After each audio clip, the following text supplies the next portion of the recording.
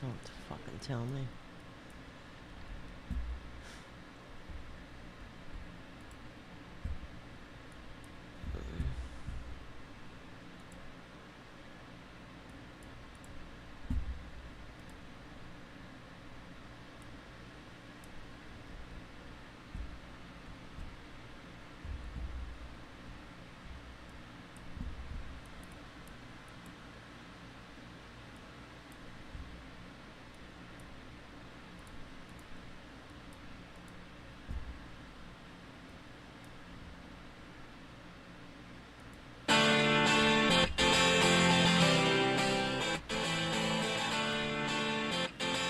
RDTDaily.com presents a Tarabuster with comedian Tara Devlin.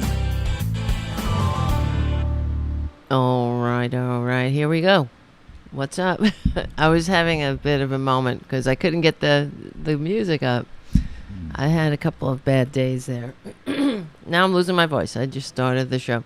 I was a little dejected about our last show. So, I'm so sick of it.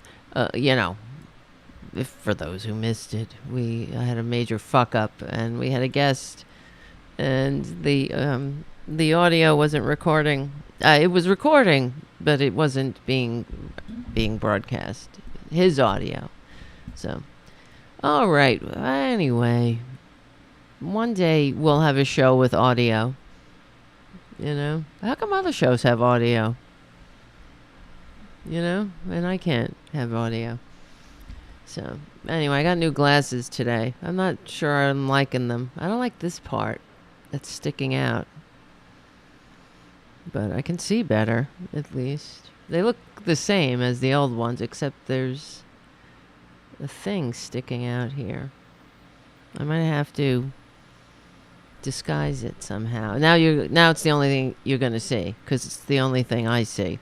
When I look at it, I'm looking at the feed. So I'm going to have to maybe take some nail polish and paint it so it's not black, maybe.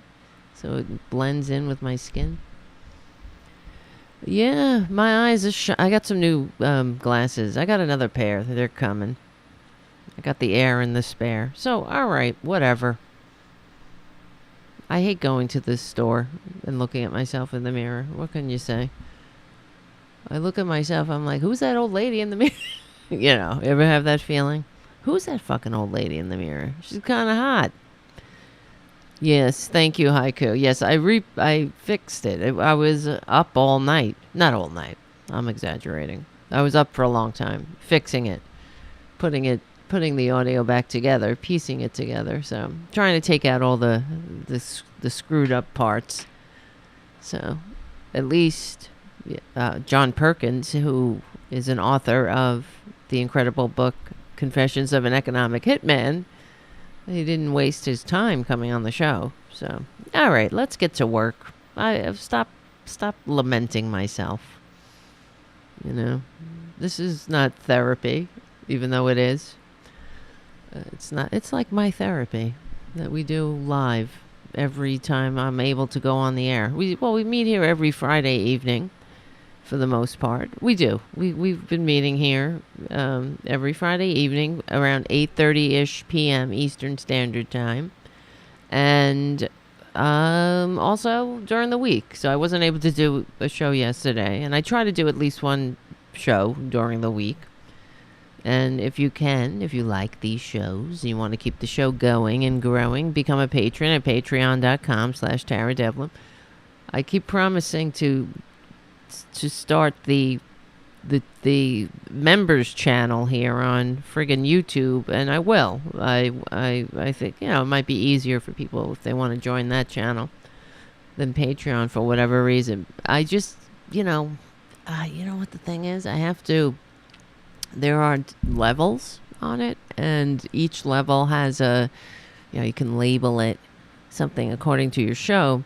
So I was going to make so there's 3 levels. There's like, you can join at $2, $5, or $10. And I was going to make our levels for Tarabuster, like Little Ray Ray, little Francis Jr. level.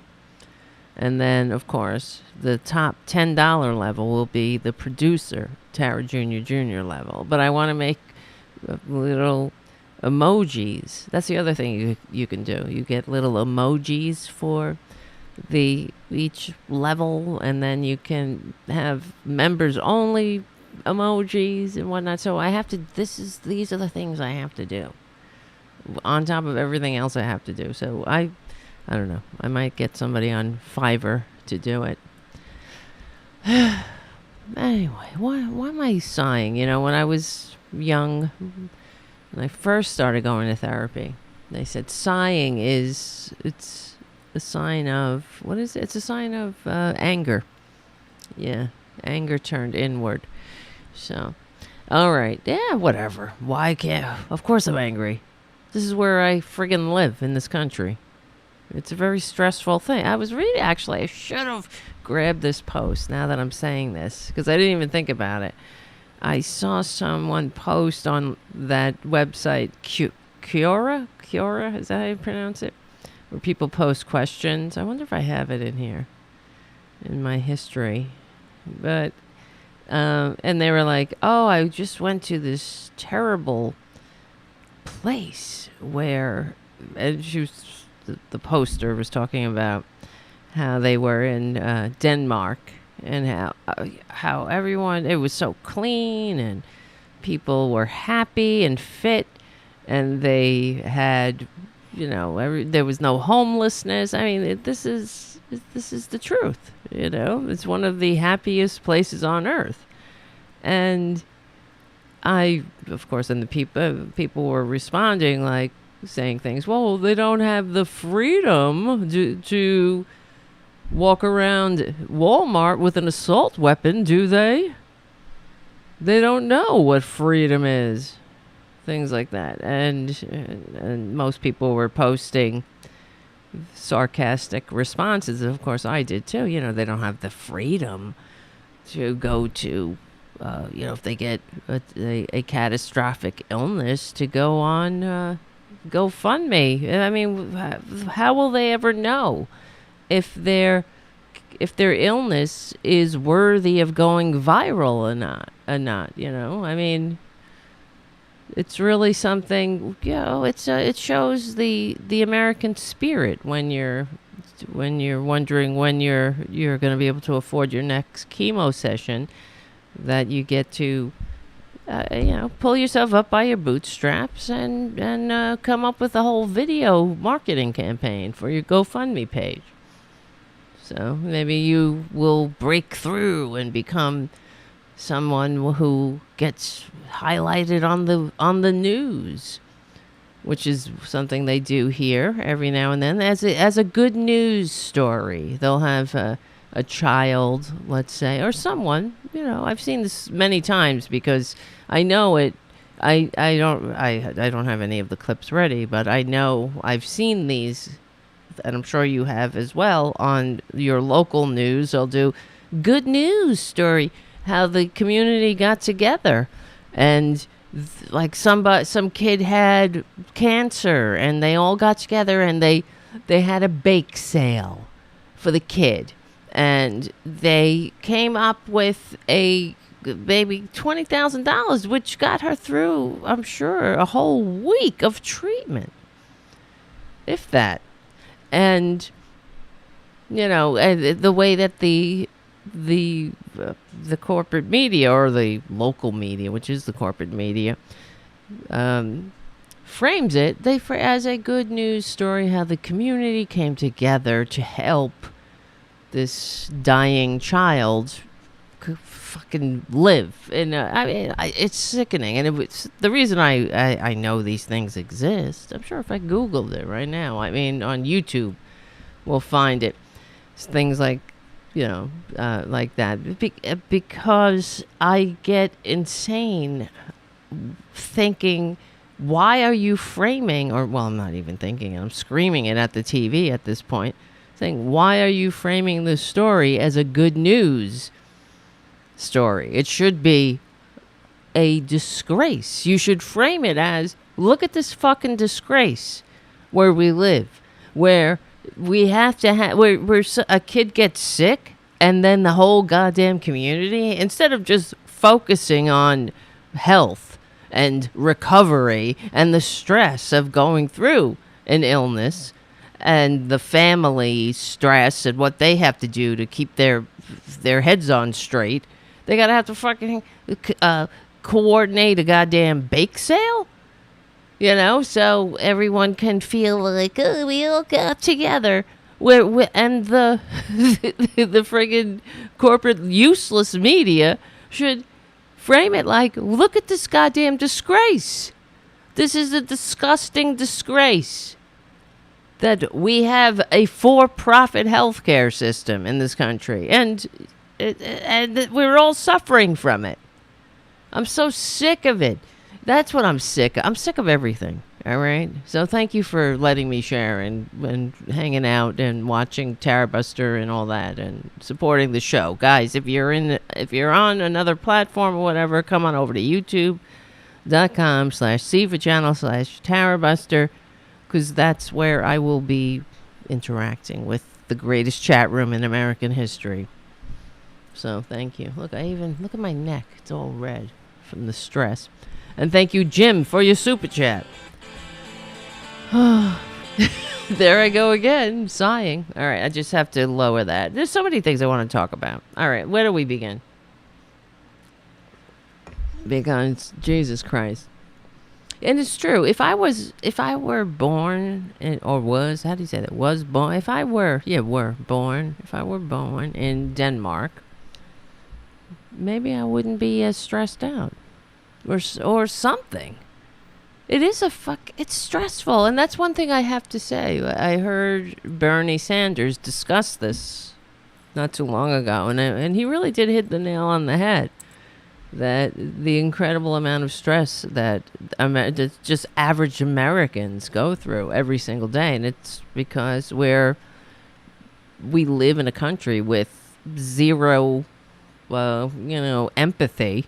I mean, maybe there's a little empathy. If you see, it's the scam that they've inflicted on us. And I'm here to hopefully help others. I know you guys see it, but others might not see the grift that the elites, those in the ivory tower, write the laws to keep people divided amongst themselves, amongst each other. Because so if you're really poor in America, you will get health care.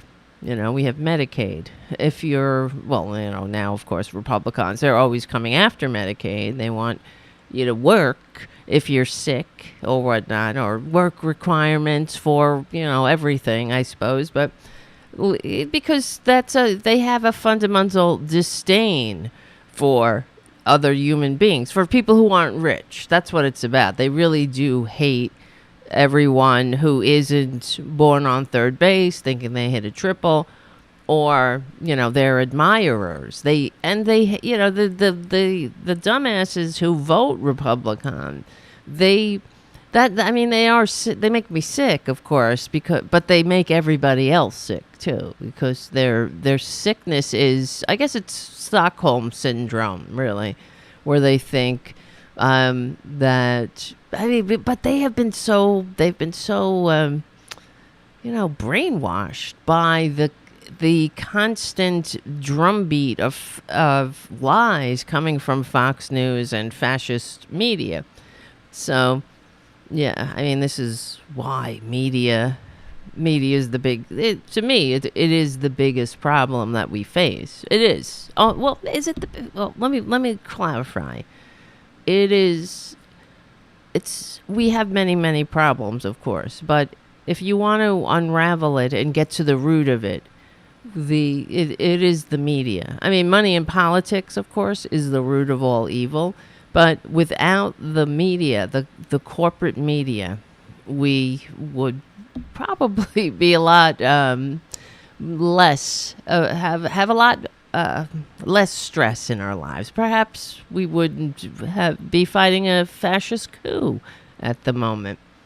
say they wouldn't have. See, Trump would never have gotten away with his coup without Fox News and the right wing lie machine that, and we know from the court documents that it's not just Fox News, because Fox News was lying because they were trying to compete with the other liars and the dumbasses who they don't want to be informed. And this is one thing about Republicans, and I say it all the time because it's true. You waste your breath trying to educate them. I mean, God bless Tom Hartman or whatever. He's got the patience. I simply don't have the patience to educate or talk to right-wingers, and because they're not interested in new information. They're not trying to change. They don't want to.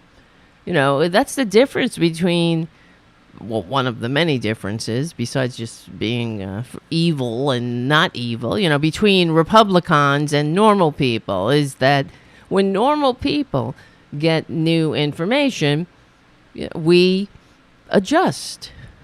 For example, if suddenly, or whatever, for the last 40 years, we've been trickled upon, if it did, actually, if giving and funneling more money into the arms of the rich, like Harlan Crow, people who will never spend the money in a million lifetimes, if that did trickle down and result in an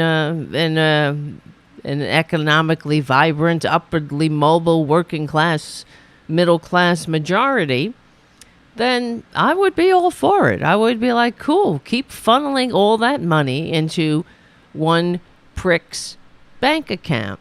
So obviously it's working. But Republicans they'd never change. But we do know that the ones at the top, they're running a scam. That's simply, they understand that it's not working. I mean, but quote unquote working, because to them it's working, though. You know what I'm saying? The scam is to wink wink and say, oh, this is going to trickle down, but they know it's not going to trickle down. It's going to widen the gap between rich and poor and turn the United States, as we see, from the most to the least upwardly mobile. It's going to put the working class into the more malleable category of working poor, and it'll make them more easily controllable. So separating people further and further from government in a way, because you're constantly trying to keep your head above water.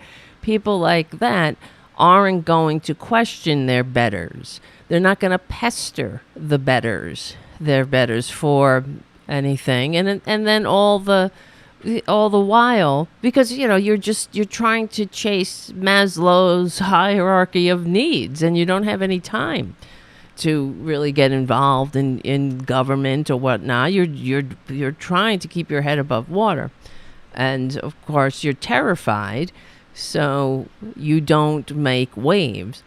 So, and that's how Republicans want it. That's it. They hate democracy. They hate this country. And I do have another thing. See, because guys, it's not just the day of the show or whatever. I'm always working on the show, even though you can maybe not tell when you don't have audio. You can't tell these things, but I fucking found this. Excuse my language. Why am I cursing? I don't know. I told you, my mother used to get very upset with me for cursing. But you cursed. I was like, I got it from you, Mom. That's a commercial. But yeah, my mother washed my mouth out with soap once when I was a kid. It didn't work. I can't believe she did that. Well, whatever. I remember standing over the sink, spitting it out, going, I hate you. Poop. So, yeah, she put a bar of soap in my mouth, bitch. Okay. Anyway, who is this person? I don't know who they are, but they wrote this article that Michael Walsh, and I couldn't believe what I was reading. I don't know. There are many. It's such a common name. So it's a little bit hard to figure out who's who. But here, look at dude. This is him. Of course. All right, just keep this face in mind as we. Then there's another article we're going to talk about to the left here, or above my head. Florida Republican lawmakers admits hatred of LGBTQ people. We'll get to that in a minute. So Michael, what's his name? Michael Walsh wrote this article. Let me get it here. And it is... I'm just trying to get the guy's face, because just looking at his face is sickening enough. And it says it all, really. I'm just trying to save image. Bada boom, bada bee. Hold on. There we go. There's Michael Walsh. Okay, doesn't he look like somebody who would write an article titled "To Save America, We Must Repeal the 19th Amendment"? These fucking people. Hold on a second. Here we go. Let me just read it. And you want to get angry? All right. No joke, folks, he says. And now he goes off on Jacinda Ardern. With Jacinda Ardern's welcome exit from the ranks of world political leaders, leaving a shambles. Leaving a shambles? I mean, this is only a sentence in. A shambles. No, she left like New Zealand's in a shambles, everybody. Did you know that? When she's this beloved leader, Jacinda Ardern, she would have stayed. You know, it's not like she was kicked out of office. She left on her own accord, saying that, I don't have any more gas in my tank. That, in my opinion, says it all about her. She's serving her country, and it's not about, kissing her ass. It's not about the power. She is honest. I can't serve my country in the way I'll serve it in other ways now, because I just don't have it. I don't have the energy at this moment. So we got to get somebody else who has the energy, so we could do the country justice it deserves. Would you imagine a Republican? I mean, I'm not just a Republican. Look at Dianne Feinstein. Honey, hang it up. Please. Hang it the fuck up, lady. Unreal, right?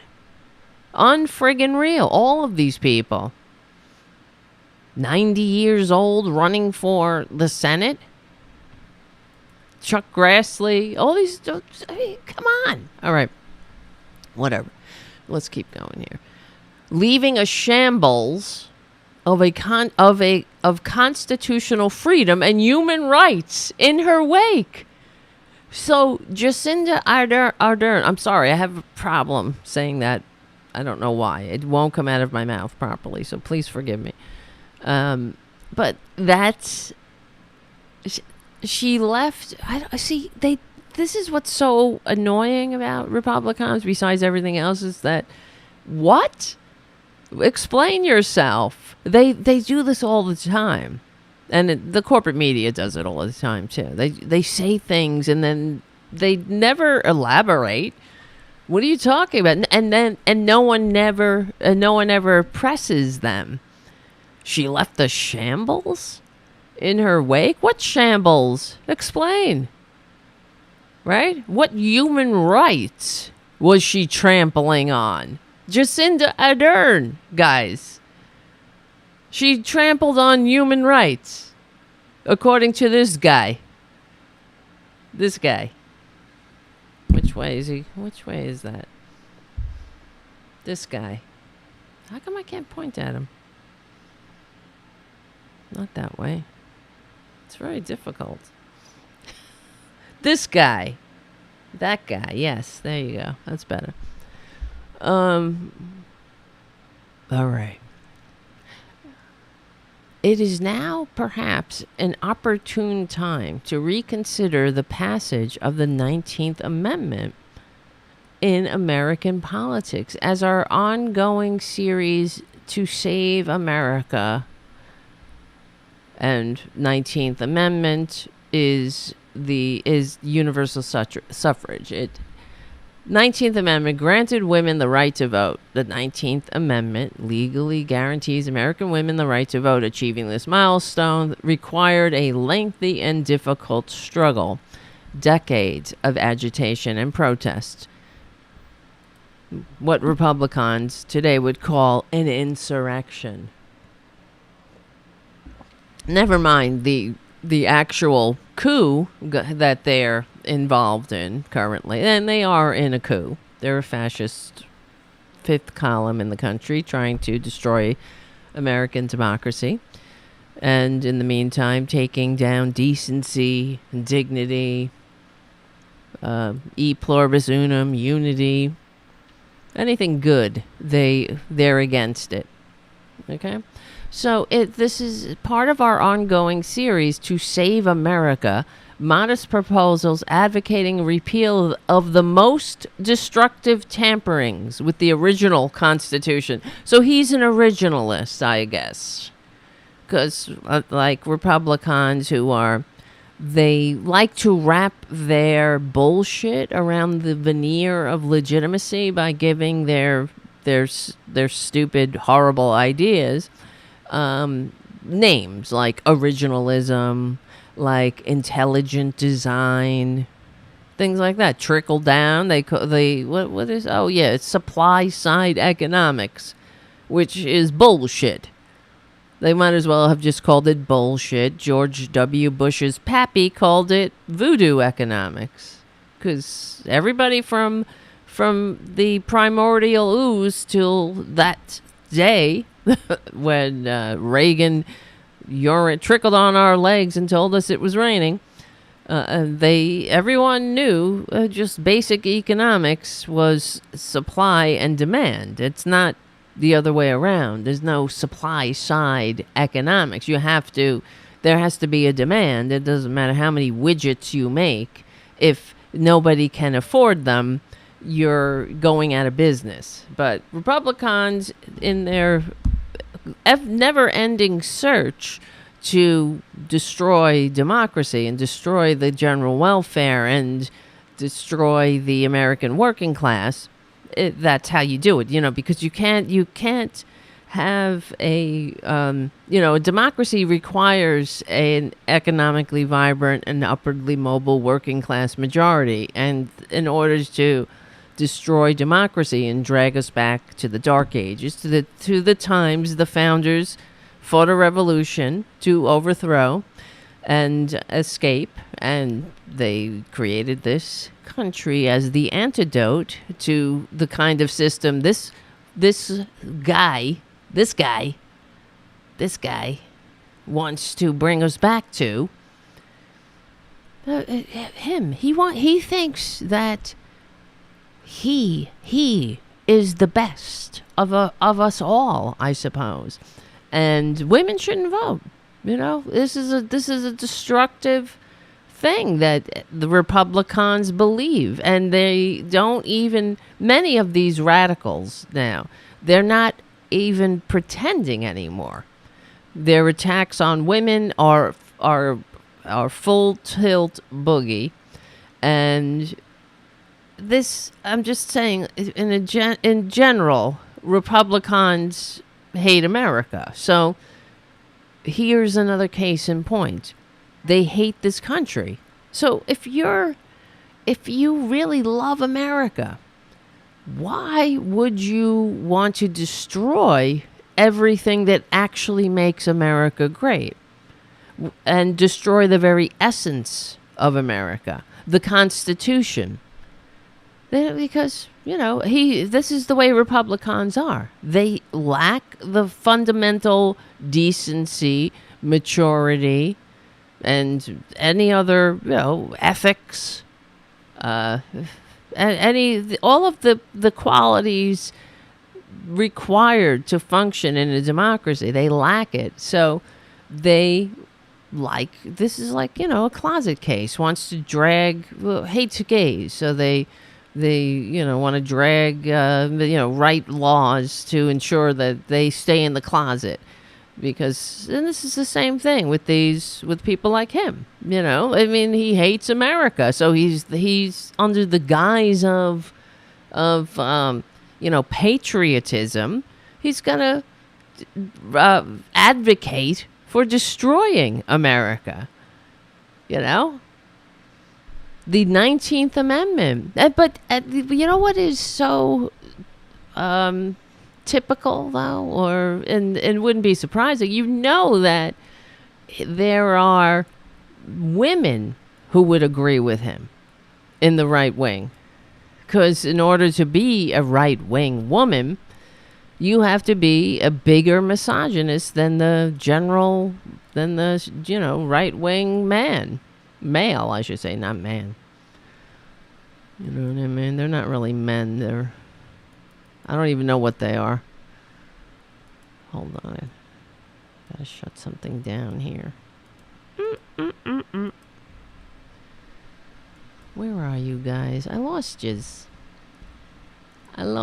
guys. Where's my people? Hold on a second. My people? Oh, there you are. Okay, I found you again. All right, so let's continue with this beautiful man's, or whatever he is. I can't take these people. Look at this guy. Look at him. Why don't you just shut the fuck up? Move to Pakistan. That's the kind of country they want, where the military is supreme. Women know their place, gays in the closet, there's no government schools, no social safety net, no, anybody hold the taxes, all the taxes, the rich don't pay taxes. Women in their place. That's Pakistan. That's your conservative dreamland. Why don't you move there, really? Why you always got to shit on the things we try to do, normal people try to do? But it's like these albatrosses around our national necks. All right, here we go. Okay. He's saying that he had modest proposals to save America. We've already made the arguments for the repeal of the 16th, the 17th, the 18th, and the 26th Amendment. Now, 18th Amendment. Which one is that? Because he's saying done. 18th Amendment.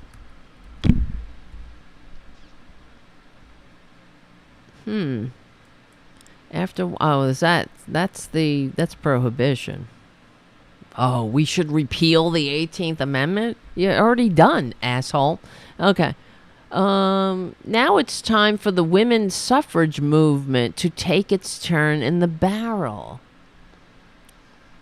Start with this. There is no intrinsic enumerated right to vote in the Constitution, which is a problem, of course. But the fact is, the founders created the Constitution as a living document. We know that. Republicans want to pretend that the founders were sacrosanct and the Constitution is written in stone, and that's not how it's it was done. They knew that time would change. That's why we have amendments to the Constitution, that people, they had no idea how the world would evolve. I mean, they can only speculate, just like we can. We don't know what the future holds. And in order to have a lasting republic, if we can keep it, the founders knew the Constitution had to change. And they also had the humility to understand that they didn't know everything, and that you would never catch one of the founders saying that they're infallible. And they would, I mean, these were humanists, if anything. So, I mean, putting aside the hypocrisies of owning other human beings while writing all men are created equal, I understand, but still. They gave us a framework that, we could work with. We could still work with if the Republicans got out of the way. It could actually be a very decent and beautiful society, but that's not what they want. They want control. They hate democracy. They hate diversity. They just can't stand it. How could you have a government? You see, because here's the thing: we could compromise with them. We could get together and have a meeting and all discuss what we would want to do in our communities and whatnot. If we were dealing with people who are rational and are negotiating in good faith, sincerely, but that's not what they're doing. They want to silence people, put people down, make sure they don't have a voice, make sure they are less than human in the eyes of the law. They've been up to that forever, since I was born, I remember, just being a young gay and just being infuriated by Republicans saying, what part of equal protection under law doesn't include gay people? They just don't like you, so they legislate against you. Because this is the same mentality that had the human race in the Dark Ages. And I always wonder, you think about alternate histories, and if these demon-haunted people like this guy, if they didn't get power, if they weren't in control, if they didn't inflict their manias on civilization, how far would we already be?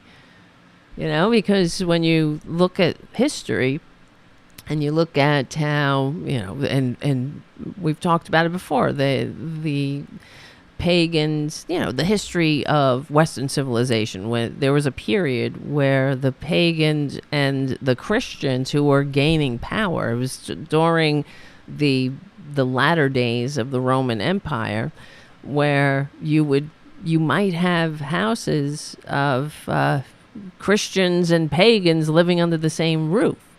So there was a lot, and we discussed Celsus, the writer, who we only know about his writings because of the Christians who suppressed his writings, and we only know half of, if that, of his writings, because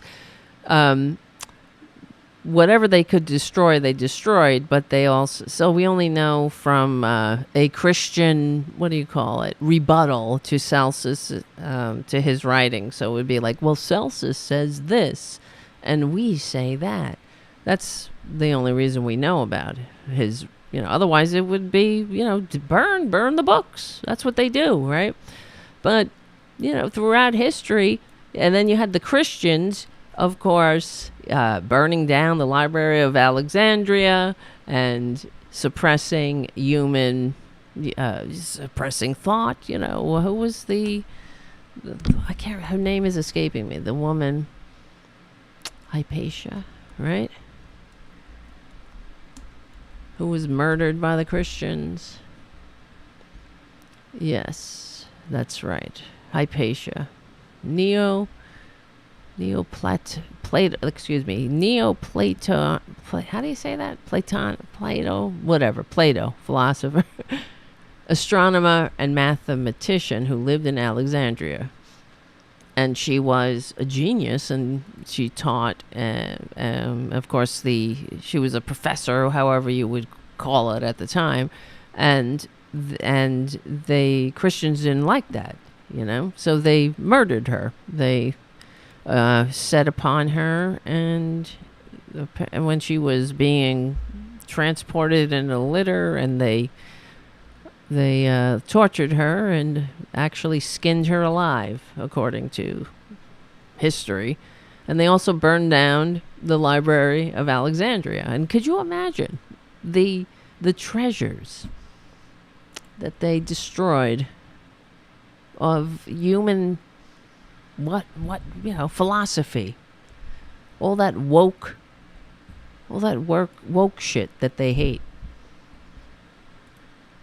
It's the same. These are the same Dark Ages people that we're dealing with. I don't know. Why are we looking at this guy? I don't know. I think we need to be reminded of who wrote this article. Okay, keep going. Let me see. There is no intrinsic enumerated right to vote in the Constitution. Eligibility was left up to each state. Voting, therefore, is neither a civil right nor a God-given natural right, as history clearly shows. That's right. Well, but an earned privilege. Here we go. To be granted under certain circumstances after an individual had satisfied various specified criteria, such as attaining the age of his maturity, being male, a property owner, etc. Fuck you. You know what I mean? Really. These tiny misogynists. See, everybody will be in utopia if we all simply stayed in our natural place. That's the world they want us to live in. It's an unreasonable, unfathomable world. It's a unrealistic world. It's never been a realistic world. But the more we accept all of the diversity of the human experience, the Republicans, and I'm talking about the conservative mind, they can't handle it. They don't like it. They want us to live in their very tiny world. They don't want us to live in a beautiful Technicolor world. They want us to live in Dorothy's, Kansas. That's it. Everybody, but if we all stay in our natural place, women in the kitchen or the bedroom, depending on how this guy feels for whatever the moment is, assuming he's heterosexual, which is a debate. And because also, misogyny, there's complexity there. There could be some self-loathing because he is gay and hates himself and therefore projects his manias on women, because women, he's forced to pretend that he likes women and he really hates them for that. You know what I mean? It's we've met. I've talked about gay closeted men that I've known. And how do I know they're in the closet? I'm speaking of right now. I'm thinking of specifically this one guy that I knew from the community of recovering people. He had many, many years sober, but he was the most rabid women hater. He was such a misogynist. It was clear. He's like a Trump, like in that you could just tell, and you listen to the way he would talk. He hates women. And, of course, and then a friend of mine who is a gay man was cruising, went down to wherever the cruising spot is, and guess who we saw jerking off in the bushes? This guy. Of course. Of course. You know what I mean? What's he doing there? Because he hates himself, but he had to pretend he was straight for whatever reason. And then it all made sense. It was like, oh, of course, he's a closet case. Yeah, I mean, if they would just get help, Republicans, if you just got help for your various manias, you would have a better life in general. The world would be a better place, and you would be happier, and maybe not as angry and hateful. You wouldn't feel the need to target minority groups, whatever the minority group du jour is, and you would just be able to live and let live. If somebody makes the wrong turn and tries to turn around in your driveway, you wouldn't have to murder them from the porch or anything like that. Somebody rings your bell, you wouldn't have to shoot them through the door. But anyway. Oh, I can't handle these people. Here we go. Where am I? Let's see. Various blah, blah, blah, blah. Oh, yes. Criteria such as attaining the age of his maturity. Fuck you. I mean, I'm sorry. This is why I can't get through an article. Because I just can't take it. This was an outgrowth of the original conception of the United States as a voluntary alliance of hitherto sovereign states. Hitherto sovereign states. Boy, you sound really fucking smart. Hitherto? He seems like a guy that would say the word hitherto in a sentence. Or write it. Each of which ceded some portion of its autonomy to the new federal government, but which reserved all other rights to itself. Well, there were some growing pains in the early republic. That's why we threw out the Articles of Confederation and wrote the Constitution. Because it wasn't about... because what would happen, actually, is that the right-wingers in the different states, they would just say, I don't want to do it, because they're like babies, and they can't share, and they don't want to, the world is, the center of the universe is a very crowded place, with conservatives at the center, of course, and they're like babies. And whatever works for them, that's how big government is, Goldilocks government. The size of government is just right in the ways it serves them. And then or they perceive it serving them directly, and they don't really, because they don't have the maturity to understand that it all serves them. That even though they might not specifically benefit or seemingly, but for example, maybe they don't need I don't know, food assistance or something like that, or education. We don't all have Harlan Crow funding us, so but the benefit of living in a society where people are educated and fed is, that's the society that works for everybody. I don't know. I'd rather live in that society, not the society where, we're all stepping over the poor dregs on the way to our gated communities.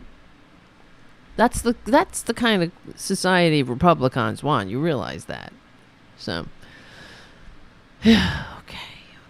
Each ceded a portion of its autonomy. Indeed, the 10th Amendment makes this explicit. The powers not delegated to the United States by the Constitution, nor prohibited by it to the states are reserved to the states respectively or to the people. In other words, the federal government did not create the states. They created the federal government. Who cares? You understand how it's like mental masturbation. It's a bunch of words and air coming out of their mouths, searching for the superior moral justification for hating America. In no previous historical iteration of either a republic or a democracy was universal suffrage allowed or even contemplated.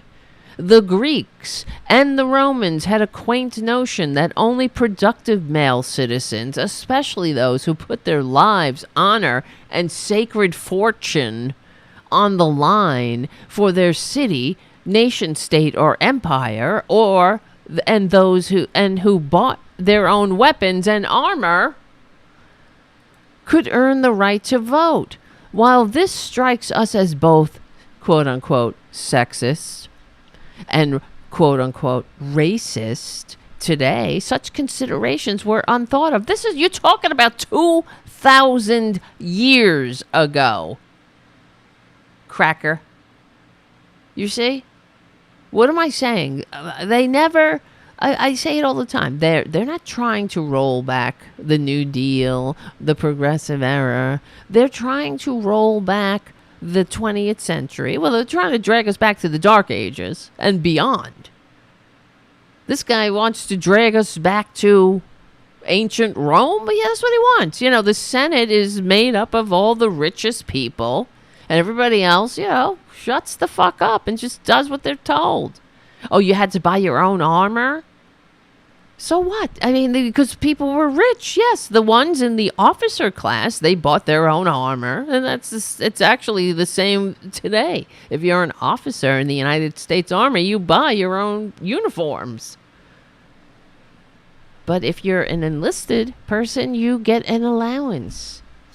I don't know. What is the point? He wants to go back to prehistory, pre-recorded history. And if you want to go back there, there are cultures where they were matrilineal, and let's keep going back. When God was a woman, let's go there. Why not? Oh well, he won't want to go there. Because he thinks that having an Audi, and if you have an Audi, then you're somehow... not an Audi, a car, an innie or an Audi. If you have an Audi, you're better somehow. You're more what? In fact, that's such bullshit. It is so typical conservative.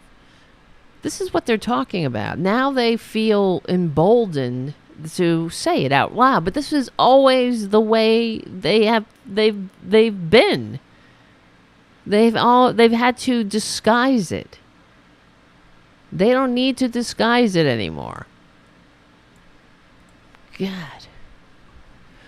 All right, where was I? Racist. It was called sexist, quote unquote. I mean, 2,000 years ago. He's all right. Let me see. Such considerations were unthought of, and while slaves could win the vote via manumission, fuck off with this guy. Women were never considered worthy of the vote. I can't take this.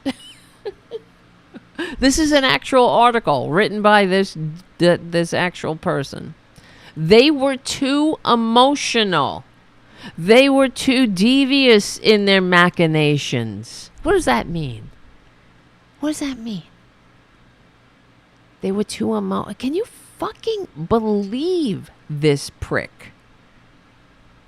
This is who Republicans are. And you know it. They're not the only ones who say this. Do I have this Lauren Boebert bitch? Lauren Boebert. I don't know if I got the clip. She was on some show saying how women are the lesser vessel. Women. Yeah, I don't have it. Women are the lesser vessel, she said. I mean, this is what I'm saying. You know, they all feel this way. It's not just men. It's not, or whatever these people are. I can't believe he's writing this.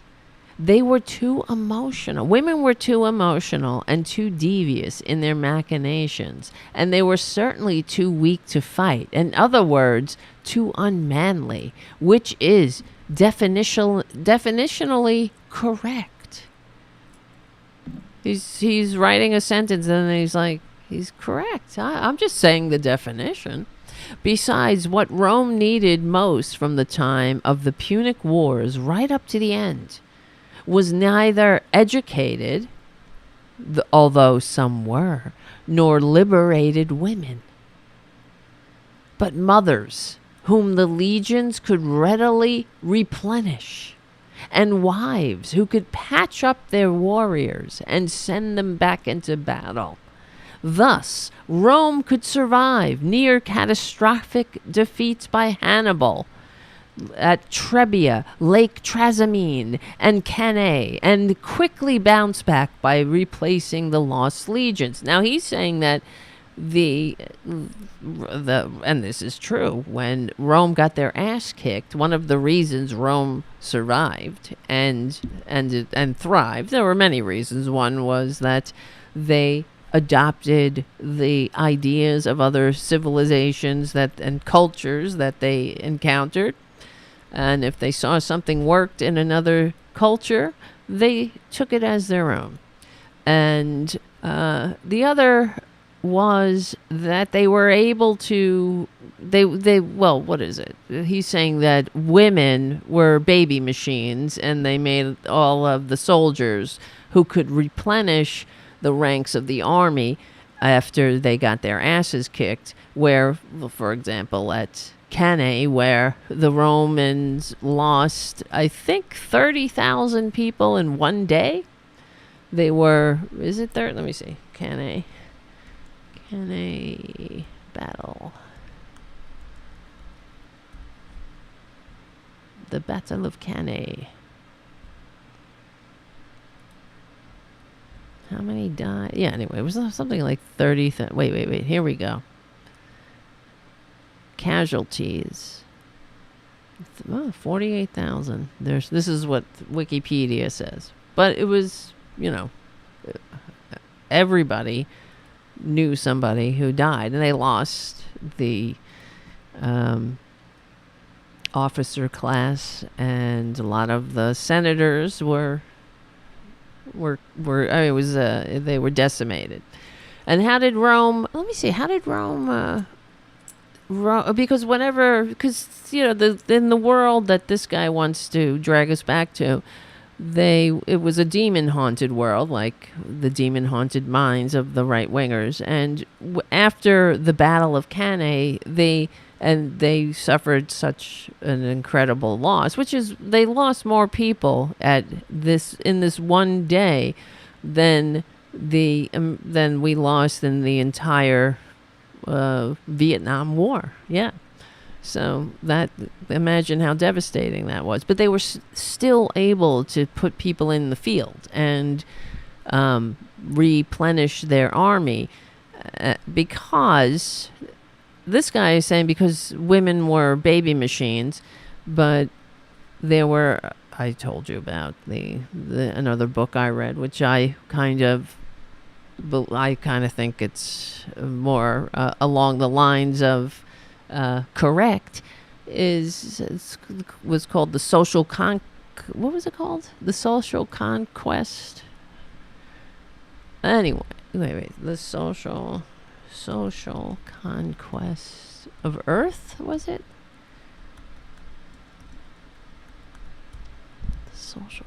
Yep, that's what it's called. And so there was this person, I can't remember the whole thing. I read a lot of things, but they were saying that Rome wasn't, what do you call it? Rome didn't survive and didn't take over the Western world for nearly 1,000 years because of they had an amazing army, though, that was one aspect. It was because of their civic engagement. There was a connection to each other, the Roman citizen, the Roman people. There was a social, what do you call it? Like a social benefit for giving to your country. So this is why they could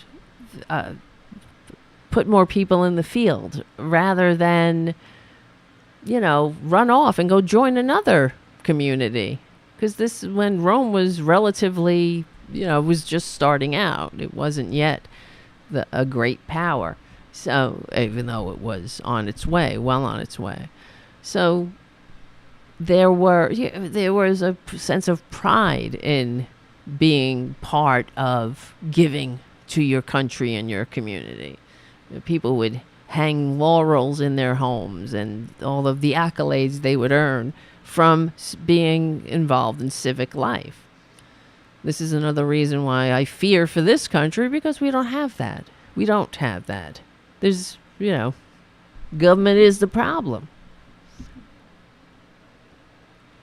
There's no connection. We have assholes who can't go to the store without an assault weapon because they hate their fellow Americans that much. They fear them that much. All right. So, okay, what did he say? So women are just to patch people up, thus Rome could survive near blah, blah, blah, blah. A woman's job, therefore, was not to fight, but to breed and nurture future citizens of the Republic. You could be a citizen without having a vote. Fuck you. All right, that's my scintillating rebuttal. One of the foundational myths of early Rome is the abduction of the Sabine women. The rape of the Sabines, often mistranslated as the rape of the Sabines. The Romans, under Romulus, new arrivals in Latium, found themselves severely lacking in women and sent embassy. Well, the whole story. They didn't. It's true. They were the early Roman tribe. They were a bunch of thieves, and they were the dregs of society. And that kind of got together and were like, all right, I guess we're hanging out and making a thing here. But they wouldn't be able to survive because they had no women, and they and because they were such dregs, no one would marry them. So they came up with a trick, and they invited their local, one of their neighbors over for a festival, and then at the right moment, whatever, someone gave the signal and they abducted the women and they made them their wives. Whatever. We don't live in this world anymore. You see, this is, we don't live in caveman times. But what the fuck is wrong with these people? And so at the end of the story, what happened was a big war. The Sabines were gonna fight the Romans. They prepared for war, and they went out to the field, and the women came out and said, no, don't do this. You are my father. Now you are my husband. We can't fight each other. And they all lived happily ever after. All right. And what has all this history got to do with women's suffrage or Jacinta Ardern? If you've read my book, Last Stands, Why Men Fight When All Is Lost, you will know that I believe the human animal doesn't change very much, and no amount of wish casting can alter reality. So what he's saying is that because people lived like that 2,000 years ago, and not all civilizations lived like that. And granted, Rome was a very misogynist civilization. It was, but this was 2,000 years ago. and things changed. We evolved, and he's saying that he hates America this much. You see, he hates the liberal age of enlightenment. He hates that we've, extended the franchise of democracy to everyone. That this is the nature of life. So he's saying human beings don't change much, but we grow and evolve. Human beings used to shit in a fucking hole in the woods. Now we got plumbing. Human beings used to walk, ride horses around everywhere, roll around, in a litter. Now we have satellites. We went to the moon and shit. So what he's saying is that forget half of the human race. Just put them in their place, no matter what, and everybody will be great. Because he hates America. He hates democracy. He hates the living Constitution. He hates freedom. He really does. He's like a typical conservative. They all hate freedom. They do. They're very sick people, and this is why you always have to be on guard against Republicans or conservatives who are in your government, because they're, you got to really help push them into embracing democracy, because their first instinct is to destroy democracy. You got to encourage them to evolve. This is why you need education. You need these things to cultivate and ensure that democracy survives. You have to talk about what the past was. How. See, he's assuming that women loved being nothing. They loved being the friggin'. I know for myself, I wouldn't love it. I'm sure if I lived at that time, what would I have done? I'd probably be murdered. Or I'd join one of the religious cults of all women. That's what I'd do. You know what I mean? Wink, wink. And I'm sure that's what many, many, many, many women did. So, let's see. Oh, God. To take Ardern as an example. So he's saying that Jacinda Ardern is... She destroyed New Zealand, and she is because she's a female. She's fundamentally incapable of leadership. So, to take Ardern as an example, her reaction to a single case of the imaginary disease known as COVID. Now, imagine if you are someone of the over 1 million Americans who had to bury a loved one in the pandemic because of COVID, and you're reading this scumbag's sentence, the imaginary disease? What is wrong with him? See, what happened in New Zealand, they got one case. And they're like, because they had no cases, because they had it under control. And Jacinda Ardern said, okay, now, I remember we talked about it on the show. She said, now our team of however many million New Zealanders, and she had the number, will have to go into lockdown for a couple of days while we figure out it, while we contact trace this and figure out where it came from and get it under control. So because they were able to have freedom that way. They worked together. Remember when we were all in lockdown, they were having public sporting events in arenas. They were hanging out together and doing things because they had it under control. So according to this guy, one COVID case, let it spread throughout the community. And who cares if it kills somebody? Or how many people have to die until he won't care. He doesn't care now that over 1 million Americans are dead from COVID. And the filth to say the imaginary disease known as COVID. Imagine being somebody who had to bury a loved one and having to endure the selfishness of people like this guy, Michael Walsh. You have to endure it. Listening to, and this is, it adds up. This is why this country, I don't know if it's going to last. We're in the midst of a coup. We have to stop these people. Hopefully this is a part of a growing pain and we'll come out better.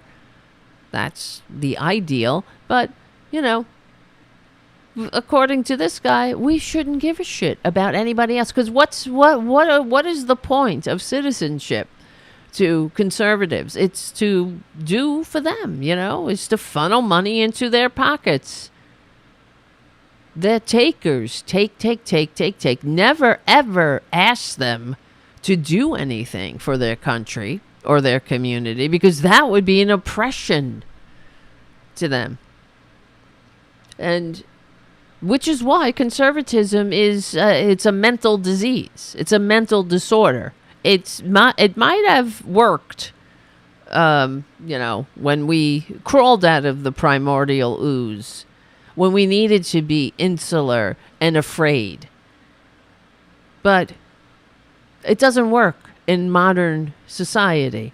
It is the antithesis of modernity. And this is what they hate about a modern nation, and which is why they want to drag us back.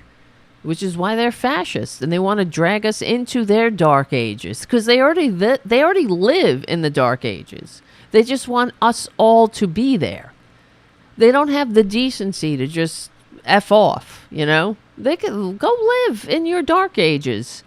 Don't involve us.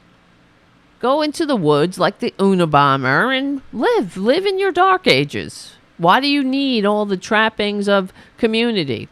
Because they're babies who want all the benefits of civilization. They just don't want any of the responsibilities we have to each other. To say, oh, they had one case. Well, that's how it starts, you dumb bats. Ugh, I was going to say bitch bastard. It just couldn't all come out at the same time. There was one case of smallpox. There was one case of the Black Plague once. Jesus Christ. Whoopie doopie.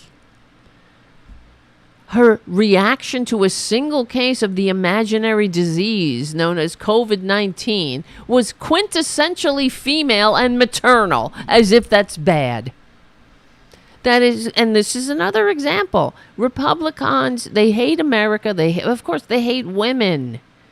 And anything that is traditionally or whatever, or stereotypically female is it is denigrated. It is insulted, as if we shouldn't be maternal. What? Maybe his mommy didn't put him on the potty correctly. She put him on the potty sideways or something, and he still hasn't gotten over it. He hates his mother, like he hates himself.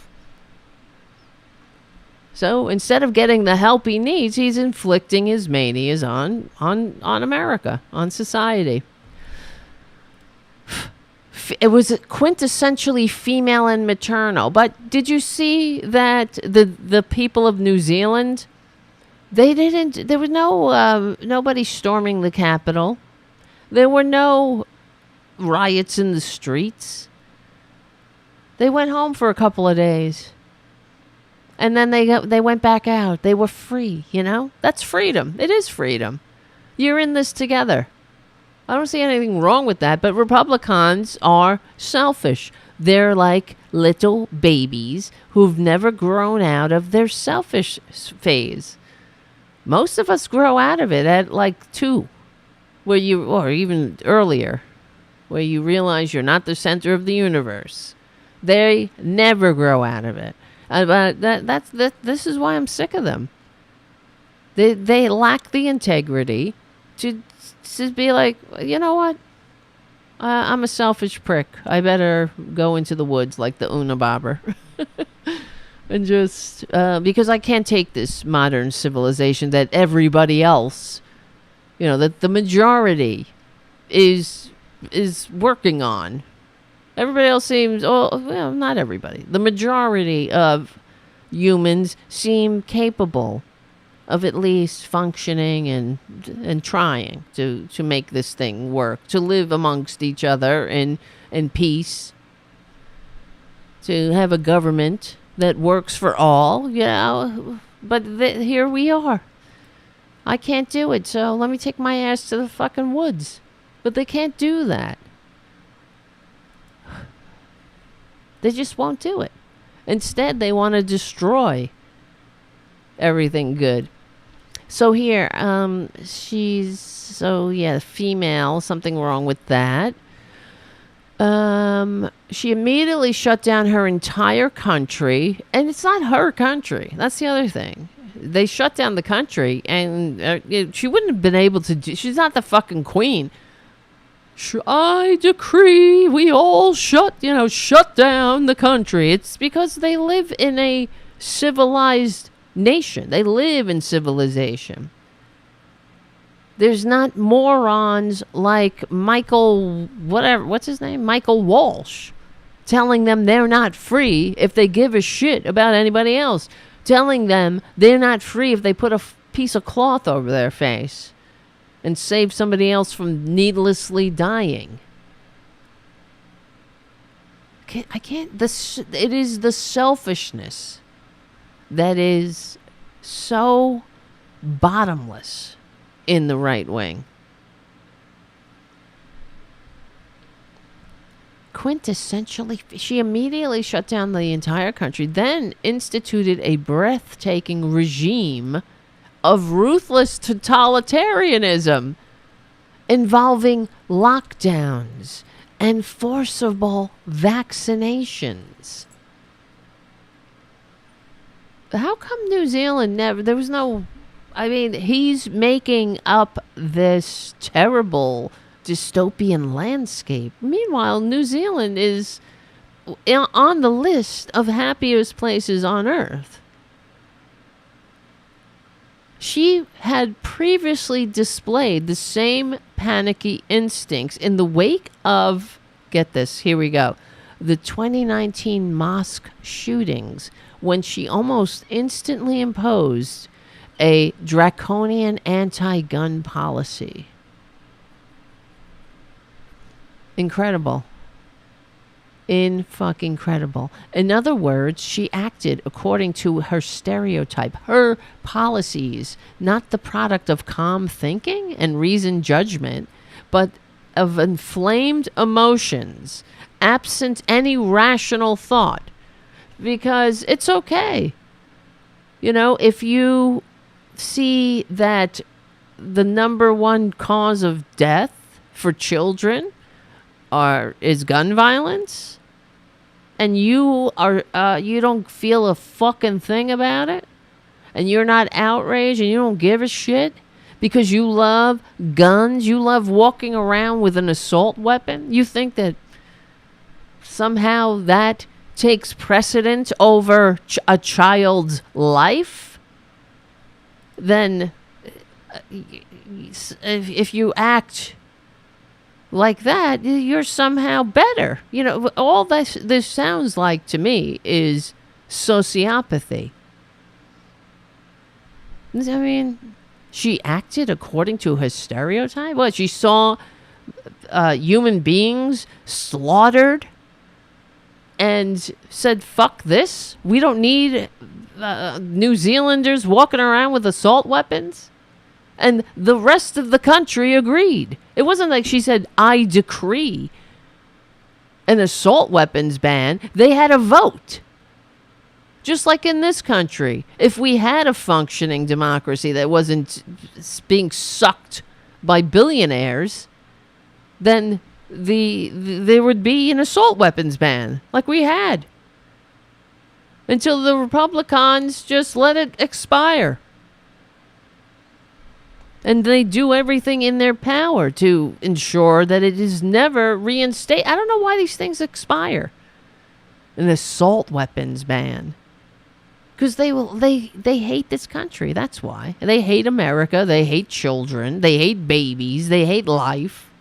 They want us. They want massacre after massacre after massacre, and feeling nothing. Maybe this is the only thing they can feel. If walking around with an assault weapon, watching other people needlessly die, watching people in grief, needless grief, because they're that sick. They like watching that. Maybe it gives them, hey, they're fascinated by it because they don't have any feelings of their own. Because they're sociopaths. I hate these people. Unreal.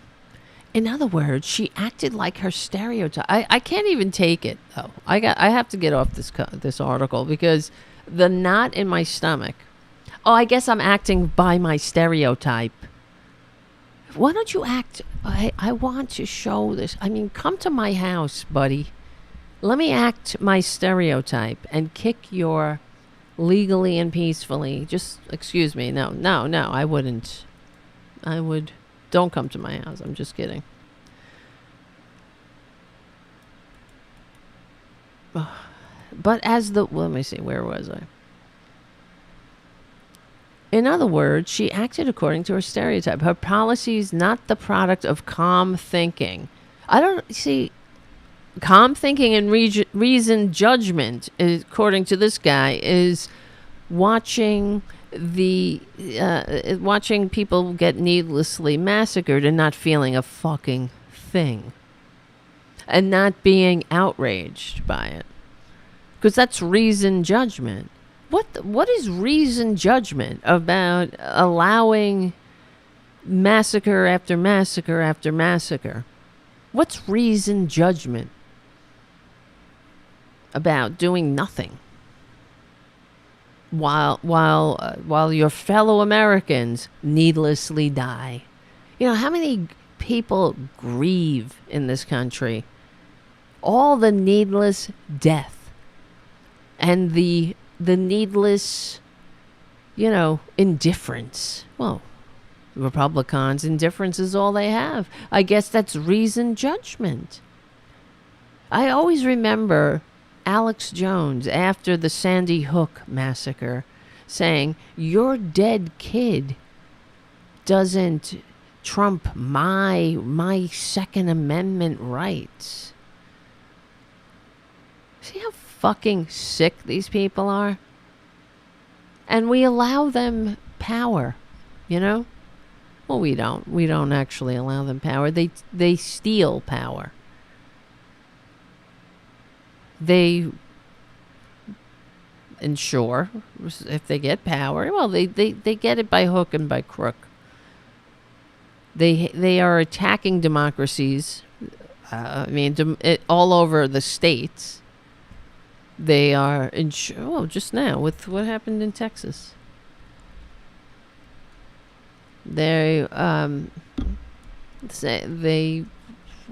Texas legislature can overturn the election, the results of the election, if they don't like it. Yeah, there we go. Fuckers. Texas Senate passes bill to allow the Secretary of the State to overturn Harris County elections. The bill targets the state's largest county, which has become Democratic in recent years, over problems, so-called, that arose during last year's election. And what they're talking about is that they ran out of printer ink. That's a big problem. So, just Harris County. The Texas legislature is advancing a bill that will allow the Secretary of State to redo elections in Harris County. This is what they want to do all over the country. They want their filth, their fake patriots in their positions that they gerrymandered and voter suppressed their way into, lied, tricked, steal, whatever they do. That's how they get power, and then they pull up the ladder so you can't do anything about it. You can't get rid of them. Like a cold sore. So, and all over the country, this is what they're doing. As soon as you get power, you give it's like a vampire. Vampires, you got to invite them into your home, but by the time they leave, they've sucked the life out of you. This is what you get when you invite these vampires into your home. They suck the life out of democracy. Oh, God. But that's not just...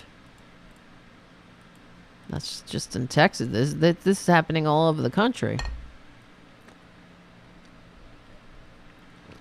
Oh, my God. I hate these people. So, let's see. After which she walked away... Oh, she walked away from the chaos. She created such chaos, complaining about burnout. Oh, well, she must be. That's a woman for you, If she had walked away and went to do her reality TV show, I'm sure that would have been great. Like Sarah Palin, like when she quit her phony baloney job. And then to do a reality TV show. But as Western democracies matured, such elemental considerations came to be seen as outmoded, and so the push for women's suffrage began in earnest. In the U.S., women first got the vote at the state level. In the frontier, in Wyoming, in 1869. By 1920, when the 19th Amendment was ratified, they had the national vote. A long march that had begun with the suffragette movement in the mid-19th century had come to fruition. But was it wise? Here's the thing about these people. That this is what's so sick about them. They really do think that it's like, well, I guess I could go on about this all night, but it's like what Tucker Carlson said, which I wanted to talk about too, when he said, that's not how white people fight. They really do believe this because they're racist and they are bigoted and they have every horrible aspect of the human condition that we're trying to overcome. But they really do believe that it's white people are like this and black people are like this, and they do believe that. And that I'm sorry, fascists, life is more complicated than that. People are people. Some people are, there are some guys who don't want to fight. And there are some girls who want to, we talked about it before. Let me see. The Viking grave they found. That ended, they all just assumed for years it was a man because it was buried with war goods and whatnot, as buried in the trappings of a warrior. And they all assumed it was a man for years. But it ends up, it's a woman. It's the skeleton of a woman. And the grave of a woman. 10th century Vikings grave contains high-quality weapons, an imported uniform, 2 horses, and even a gaming set. Clearly, the grave contains a warrior of great importance, and for over a century, archaeologists assumed that person was male. But when researchers announced in 2017 that the warrior was actually female, they received a lot of pushback. Probably from this guy, Michael Walsh. Perhaps they tested the wrong body? I must say, I thought we had come much further than that. I was surprised by the reactions that we had to the article, said Charlotte Johnson, a professor of archaeology at Uppsala University in Sweden.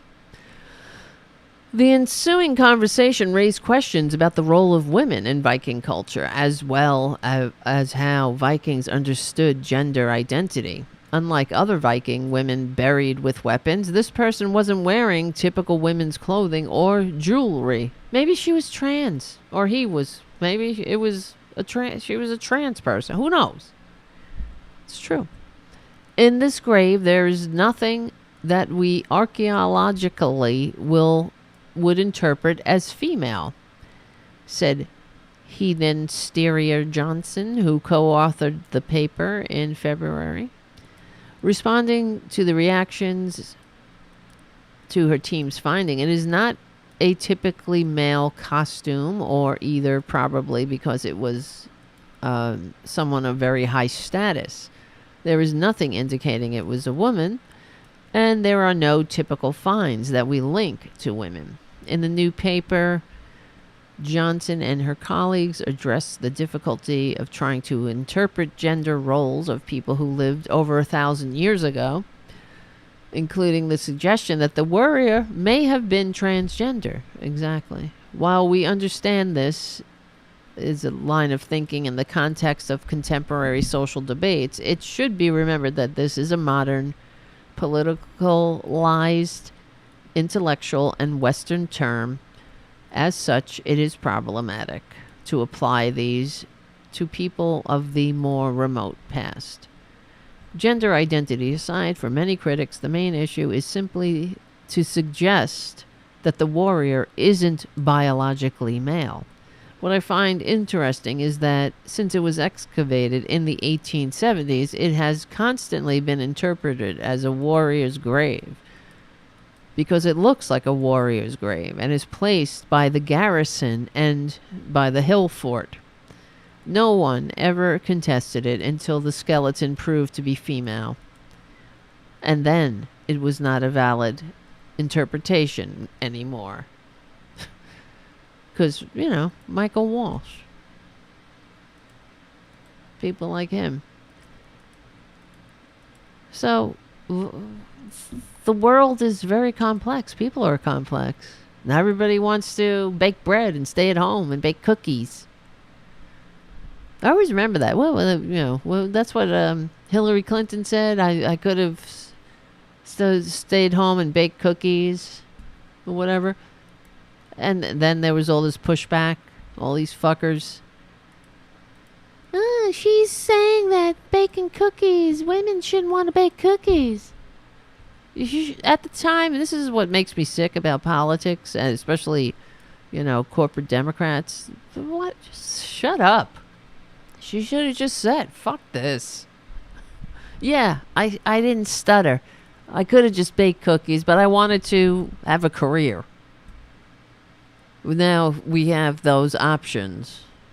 So, you want to go bake cookies? Go for it. No one's stopping you. But, for example, this guy wants us all to go and bake cookies. Well, he goes and does what? I guess goes down to the local cruising spot and masturbates in the bushes. You want to bet? You want to bet? Oh, God. Okay. This article goes on, but I can't finish it. Because it'll never end. We'll be here until 6 a.m. It's more of this shit.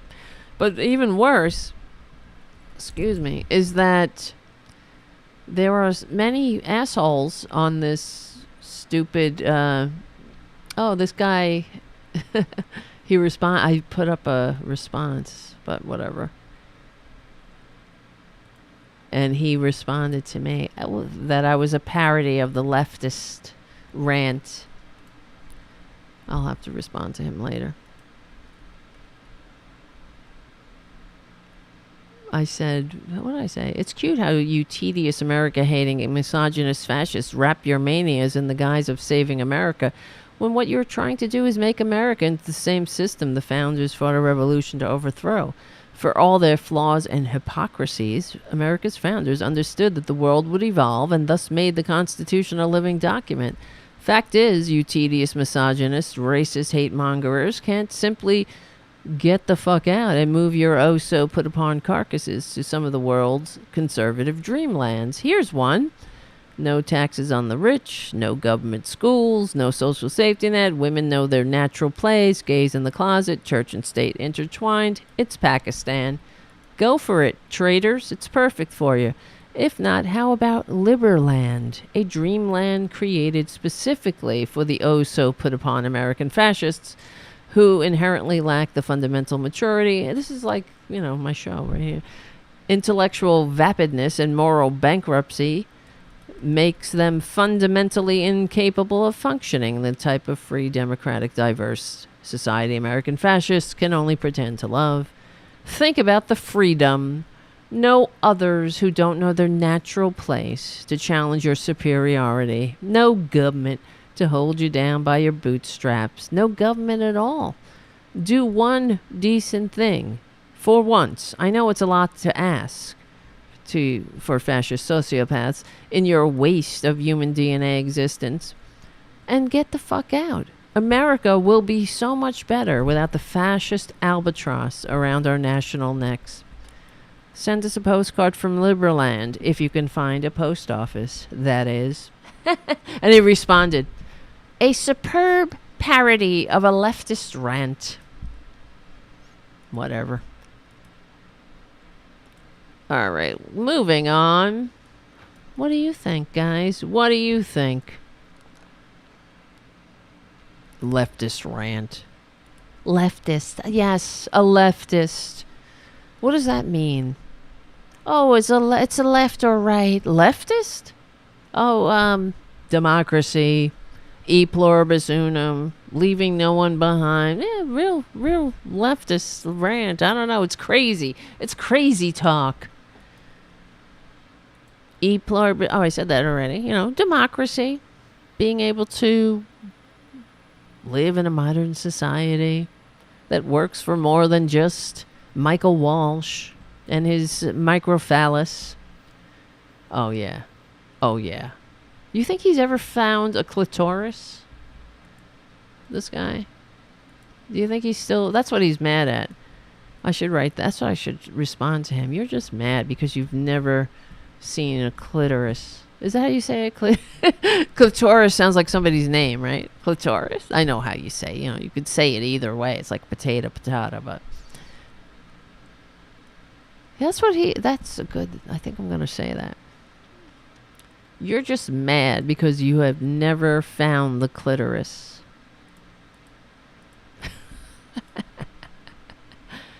Hold on. I'll do that after the show. All right, let's see. Moving on. God help us. These fucking people. I hate these people. Legally and peacefully. I just hate them. And speaking of, here's another one. There's many. There's so many things. Oh, I was going to talk about Clarence Thomas, too. I guess it's all kind of mixed in. Because I'm sure you've seen how the Republicans, they're... Oh, the other thing I wanted to talk about was, the traitors. The traitors are the seditious conspiracy.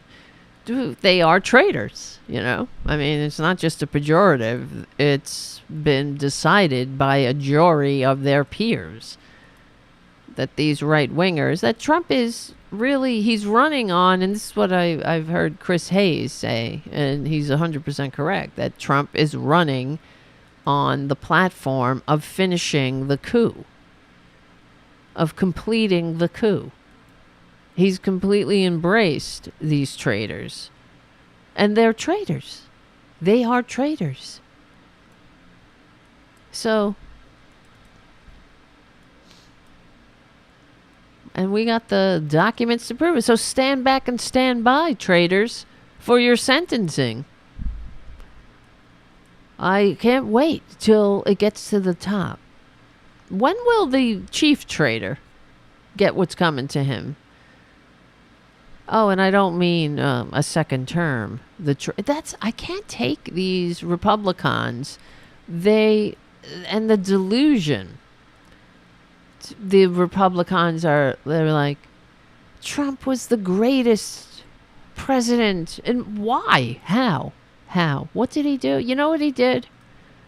Everyone, I'm going to explain it. He allowed them to be as filthy as they are, as disgusting, as racist as they are. That's why they love him so much. He made them feel like the world wasn't evolving without them. They could finally stick it to the libs, by meaning the patriots of America, the ones who were actually having, functioning in a democracy. And maybe on occasion they would, as the world evolved, they weren't able to say the N-word. I mean, they could still say the N-word, but there were repercussions for it now. That they would get shit from it. They might lose their job from it. What they called being canceled. They couldn't be as filthy as they are, as archaic as Michael Walsh as they are. So here, let's play this first. Here's this Florida Republican, Jeff Holcomb. Now, he's trying to say, I don't know what he's trying to say. He thinks he's saying something good. And this is what I'm talking about with Republicans caught in the act of being themselves. They just can't help it. They can't help who they are. They can't help that they are hate-mongering bigots. And here's Jeff, Florida Republican Representative Jeff Holcomb. As racist and discrimination without a response. ISIS, the Taliban, and Al-Qaeda. Those are the folks who discriminate. We bombed a building in 2017 like we never usually do. We bombed it because they threw homosexuals off that building. Our terrorist enemies hate homosexuals more than we do. They're the ones who discriminate. Our job in the military, our Navy creed, I'm committed to excellence and fair treatment of all. That's what we learn in boot camp. Can you believe That's this? what we drill into ourselves each and every day while we're in boot camp. Please vote up on this bill. Do you see that lady's face in the background? Let's play that again. So, for background here, from The Advocate, a Florida state representative expressed how much his political party hates gays, while urging his colleagues to vote in favor of a bill urging Congress to restore the military's war-fighting ethos and rid it of woke social engineering and experimentation practices. Whatever that fucking means. But of course, that's what woke means to them, which is everything. Woke means anything and everything under the sun that makes white men maybe have to move over a little and share the seat at the table. I don't know. Maybe close their legs and stop man-spreading on the subway. That's what they call woke social engineer. And as somebody who was in the fucking military, and I don't know why I said it like that, but you go through a lot of training exercises, and there you go into classes, and they tell you, do not be a racist piece of shit. They tell you there are consequences for racism. That's one of the things I remember being kind of like impressed with, that they were really, if you're a racist, keep it to yourself, because if we see that shit and we hear that shit, you're not going to end up well here. So, I guess this people from all over the country coming together. Saw some and heard some stupid shit, that's for sure. So, but they still don't know or how to define woke because they don't know what it is. But what it seems to be, because whatever they complain about is, well, it's black people and gay people, LGBTQ people, I guess encroaching on white spaces. That's what it is. It's always somehow they're being put upon by others. I don't know, like, for example, let me see. When the Little Mermaid, black. They wanted to make the Little Mermaid. Did they make it black? I don't know. The Little Mermaid. Who is the black Little Mermaid? Disney's new Little Mermaid star Halle Bailey is black. So were the mermaids in hundreds of years of folklore in Africa and the Caribbean. Yes. Is this happening? I don't know. I don't follow it. So, but I know this is why they were like, oh, Disney succumbs to the woke. That's part of why they hate Disney, because there's a black mermaid. And I guess mermaids, which are a mythical creature, can't be black. And I remember, I mean, it could be whatever the fuck we want it to be, because it's not a real character. It's not even a real... Yeah, there was another... what was that show on Netflix? The Fall of Troy or whatever? And they made one of the gods. I think it was... Who they made? Troy. They made... Who was it? Troy. Fall of Troy. Netflix Troy. Yes, and they called it blackwashing. They're blackwashing Troy.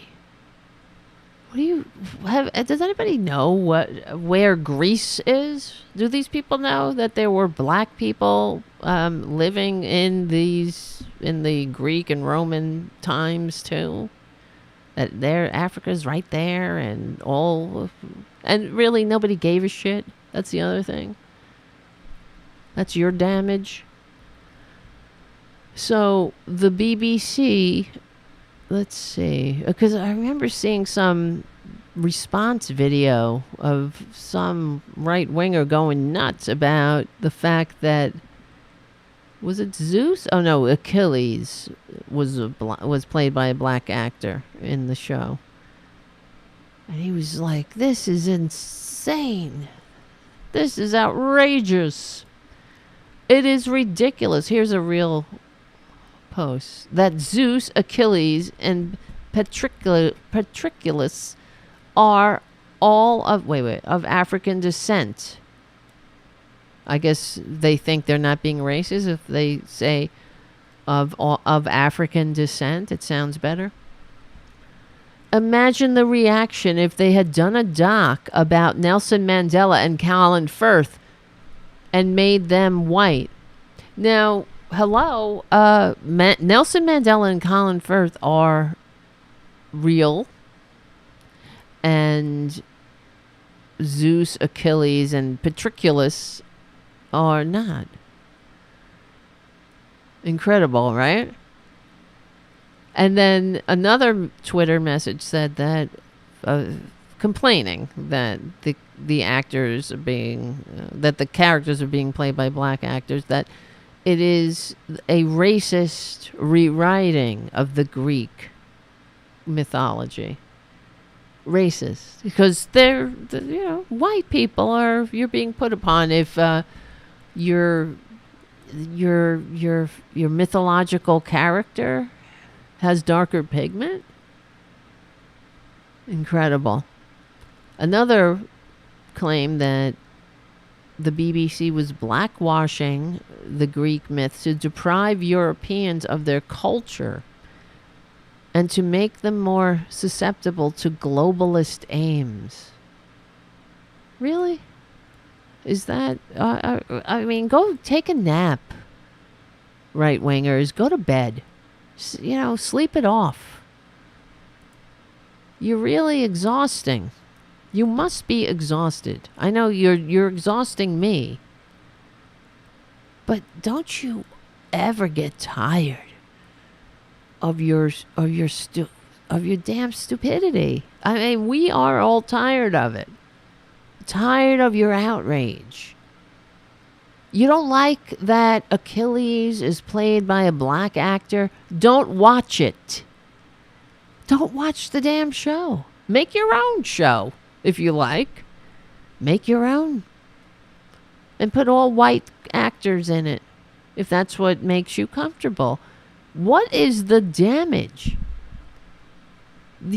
of a retelling of a myth, of a story, and having actors of all kinds of pigments, all different pigments? What is the problem? Because, the human experience is universal. And this is what Republicans hate. It's like Michael, whatever the hell his name is, Walsh. It's the same, they seem to think that the human experience is easily put into whatever their tiny little mold is. Ugh, God, these people. You understand that if conservatism is really, what is it? What's the word? It is anathema. Is that the word? It is anathema. I guess that's a good word to describe it. To human progress in general. Yeah, I guess that's the right way to put it. Because if it was up to them, we would still be in caves for the most part. We wouldn't have ever gone anywhere to the moon. Forget it. Because we would be too busy, waiting for Jesus to come home. We would never have. Every place would look like Afghanistan, or Saudi Arabia with the rich in their palaces doing whatever the fuck they want, and the rest of us out, women in potato sacks and everybody else, praying 3 times a day and just praying for Jesus. But you see, this guy, he's saying that, please, I don't hate them as much as our enemies hate.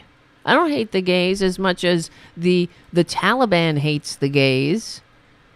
But given the right opportunity and environment, you would be throwing gay people off of the roof too.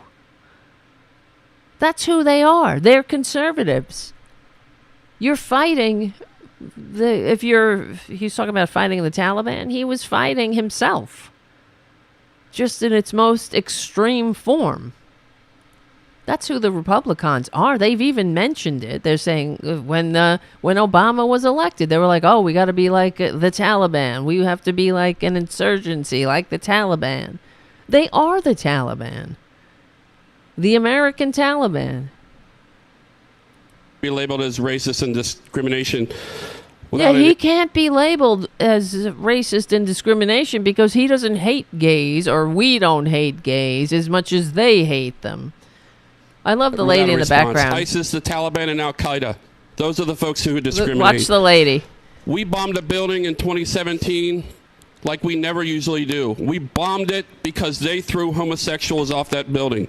Our terrorist enemies hate homosexuals more than we do. They're the ones who discriminate. I love her. Our job in the military, our Navy creed. I'm committed to excellence and fair treatment of all. That's what we learn in boot camp. That's what we drill into ourselves each and every day while we're in boot camp. Please vote up on this bill. Oh, my God. Oh. I hate them. I mean, legally and peacefully. It's incredible. It's incredible. They're all vile, They really are. All right, well, speaking of. I'm sure you're not surprised. I think we mentioned the last show how when Tucker Carlson was fired, the the average Joes at Fox News, the worker bees were celebrating because he's a piece of dirt. They all are. They all are horrible people. And Tucker really thinks he's something special. And did you see the clip of him saying that he's the representative of American journalists? And what a buffoon. I don't want to be a slave to Fox Nation, which I don't think that many people watch anyway. We're gonna what a dirtbag. I'm like a representative of the American media now. God help us. He said that with a straight face. Into the brotherhood of journalists. Oh, you're not a journalist, honey. And I have to tell you guys, you guys know I work in TV, and I've worked with people who are well known, and I've never seen such an asshole in my entire life. With the host behaving like that. The host usually isn't. I guess when you're a right winger, though, you run into assholes like that. But usually the host is not a bad person. They treat people decently. They're always on camera. It's like that.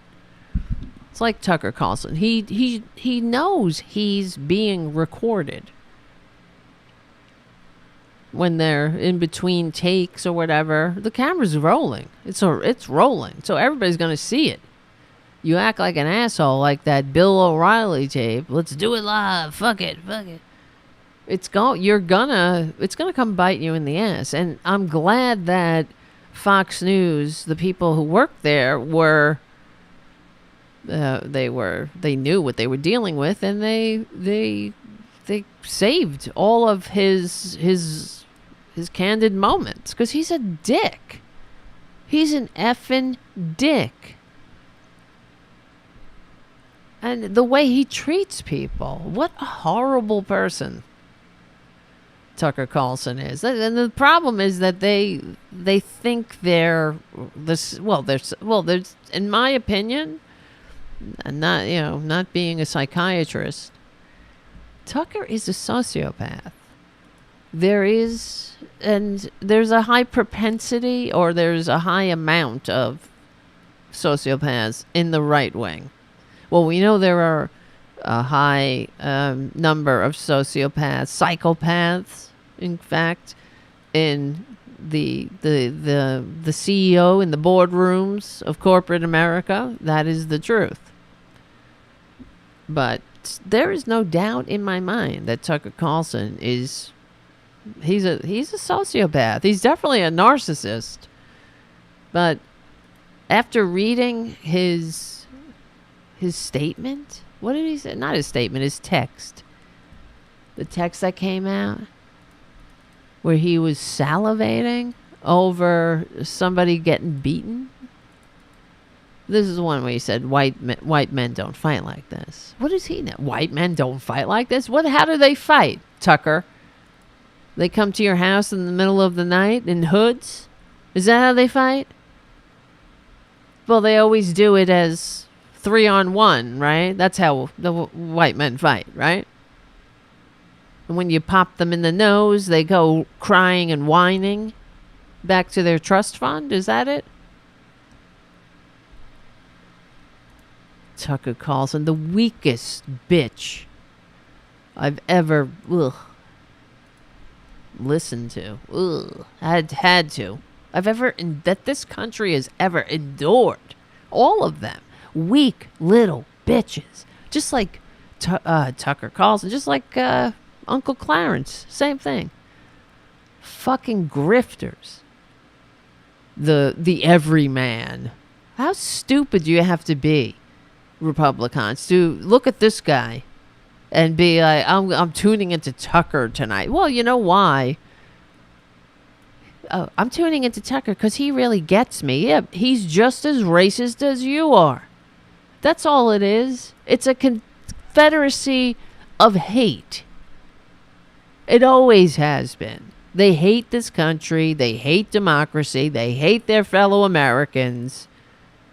They hate sharing civilization with all different pigments. I mean, he's racist. And, you know, how many times have we had to endure Tucker Carlson and his whining about, oh, they called me racist?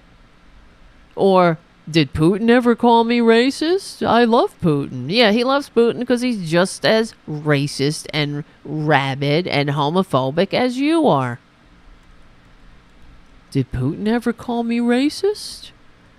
I wonder why. Yeah, that's the thing. They just don't call them. I guess they could be racist, but it's an example of the right wingers. Republicans, they hate truth. You know, truth is like their kryptonite. So don't call them racist.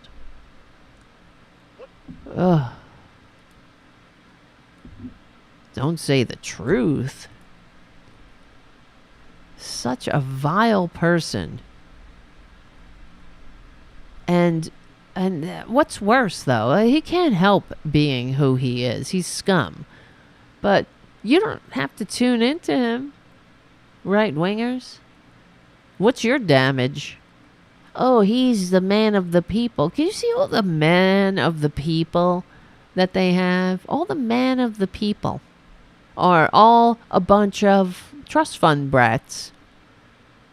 These suckers. Suckers. Suckers are born every minute. Trumpanzees are living proof. That's not how white men fight. Really? Well, it's happening right before your very eyes. And this is how Republicans act. You know, it's cognitive dissonance. You can't ever absorb anything that's real. If it is somehow proves them wrong, they just reject it. It's like it automatically just bounces off. He's just a hate-mongering machine. A hate machine. And he wrote, where is this? An Antifa kid. On Tuesday night, the New York Times revealed a text message that reportedly played some role in Tucker Carlson's firing from Fox News. And on the surface, it simply doesn't seem much worse than the things he said on air. In the text, Carlson describes watching a video of several Trump supporters beating up an alleged Antifa member. That's the other thing. Where the fuck is this Antifa they keep talking about? We know that it's just the eternal Jew to these Nazis. Everybody's Antifa. Everybody's woke. Everybody has all these trigger words. Well, I would imagine everybody's Antifa. Since if you love America, you're anti-fascist. But, okay. Antifa member. Because, I mean, I want to be a member. Where's my Antifa headquarters? Where do I send my dues? Where? I mean, who's the leader? Antifa member. I certainly know where these stupid proud pricks are. You can join them. But where's Antifa? Anybody? I mean, I'm in the left. I don't see any Antifas. When I went to that Trump not the rally, when he was arrested for the first time. I mean, the one hopefully of many times. And I was wearing black. It's just a coincidence, whatever. Because I like black, and that's what I was wearing. And somebody came up to me, and it was someone in the press, and they were like, "Are you in Antifa?" And I was like, I said, "I hate fascism. So I am a patriot." So I guess you could say everybody should be Antifa, but I'm just wearing black. That's what they said, because you're wearing black. I was like, it's just fucking pants, you know. But I'd like to know, where's Antifa? Where? Anybody? I mean, you would think I would know. I do this dinky podcast, but I do talk to people. Where the hell's Antifa? Anyway, you know what I'm saying? It's just, it's a fantasy to these fuckers. Like when the con man was squatting in the White House despite receiving fewer votes, how he was and the FBI was like, the number one threat to America is the right-wing assholes that are trying to destroy this country from the inside, the anti-government fascist fucks. And Trump's like, no, and the Republicans wanted to designate Antifa a terrorist organization. Where? There is no Antifa. Everybody's Antifa to them. But that's another thing that drives me crazy about the corporate media. They repeat this, Antifa. Why don't they do some investigative reporting? Show us Antifa headquarters. Show us the Antifa leadership. You know, I know that Enrique, whatever, the proud prick asshole who will be going to jail soon, Tardio. I know who he is. Where's the Antifa leader? Where do you go? Where do you go and send your dues? Fucking unreal. Anyway, so Carlson says that he's described watching a video of several Trump supporters beating up an alleged Antifa member on the streets of Washington, D.C. His reaction is nuanced. He confesses to feeling a certain vicious bloodlust while watching the video. I really wanted them to hurt this kid, but realizes that this is horrific. I just want to read the text. I don't need the fucking commentary. Where's the damn text? God damn it. Damn it. Let me see. Come on. The text, alarms, Fox. All right. I don't understand. Just give me the whole text. They're all like breaking it down and putting the commentary. And then he said, and then that he finished with, and then text, white men fight. I thought I had grabbed it. That's why it's annoying. I'm sorry. Whatever. Jumping a guy like this is dishonorable. The full message was published by the Times on Tuesday. Okay. Can I read it in context? Can I read the full message? Jumping the guy like that is dishonorable, obviously. It's not how white men fight. Yet suddenly I found myself rooting for the mob against the man, hoping they'd hit him harder, kill him. That's a sociopath. You understand? Is that how you feel when you see someone getting their ass kicked by 3 people? I hope they hit him harder. I hope they kill him.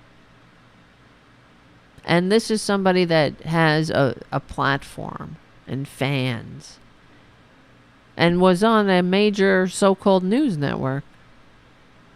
Even though for years he was saying filthy things like this on air. I really wanted them to hurt the kid. I could taste it. This person needs not to be on air. If this were a not a sick country, if this country wasn't as sick as it is, he'd be gone for that, like forever. He'd be persona non grata, relegated to the bowels of 4chan where he belongs.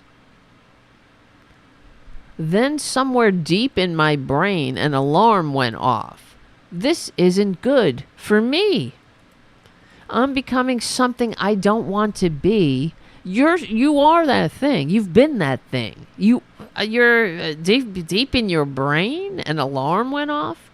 This Antifa creep is a human being. How do you know who this person is? And good on whoever wrote the article for saying alleged Antifa. But I do really wish they pushed that a little more. Much as I despise what he says and does, what does he say? Anti-fascist? That tax the rich? Don't be a racist piece of shit? Stop targeting minority groups du jour? I mean, what is it? What is it that he says that you despise? Can you elaborate? Okay. We're all supposed to fill in the blanks there. As much as I'm sure I'd hate him personally if I knew him. You see how Republicans are? Now, Tucker Carlson is filth. He is a sociopath. Remember when he was on some whatever, he called into some thing. He was on a panel and he was on a big screen with his big stupid doughboy face. And he basically took over the interview and wouldn't let the guy speak, and he was going at him, playing his shtick. And one of the things they asked him, you're talking about people say your rhetoric is racist and whatever, and he's like, I actually have that. Here we go. I believe that people are not defined by their race, any race, black, white, really? Asian, pick a race. People are defined, their value derives from A, the fact they were created by God. I believe that. Maybe you don't. I do. Fucking liar. And B, by what they do, by the choices they make. That's not how white men fight? Listen. The filth, the lies. By their race. I believe, remember this. I believe that people are not defined by their race, any race. They're not? Black, white, Asian, pick a race. Really? Except that's not how white men fight. I believe, and now say it real slow, Tucker, because you're convincing yourself there. I believe people are defined, their value derives from A, the fact they were created by God. I believe that. Maybe you don't. Do? I do. And no, you don't. B, by what they do, by the choices they make, by who they are. They have agency. They're not, God. Part of some larger group. They're individuals. I believe in the individual. And I say that Of course you do. Selfishness. Now, if you don't hear that, or if you, for whatever reason, want to... Fuck you. And you know what I hate about him, too? You see he has Roosevelt dead, the cover of the newspaper behind him. Roosevelt dead! We! Our greatest modern president whose policies still keep millions of Americans out of poverty. Of course he would have that, because born on third base, thinking he hit a triple. Where would Tucker be without his chicken murdering trust fund? Claim that I'm some racist. I don't know what to say to you. I'm stating my sincere views as reflected in my personal life and my professional life as clearly as I can. I'm not a racist. I don't know what to say to you. If you think I'm a racist. I love when his voice gets high. I don't want to be a slave to Fox Nation, which I don't think that many people watch anyway. We're gonna because I'm like a representative of the American media now. Speaking to an exile in Romania and welcoming him back into the Brotherhood of Journalists. Oh my God. You're not a journalist.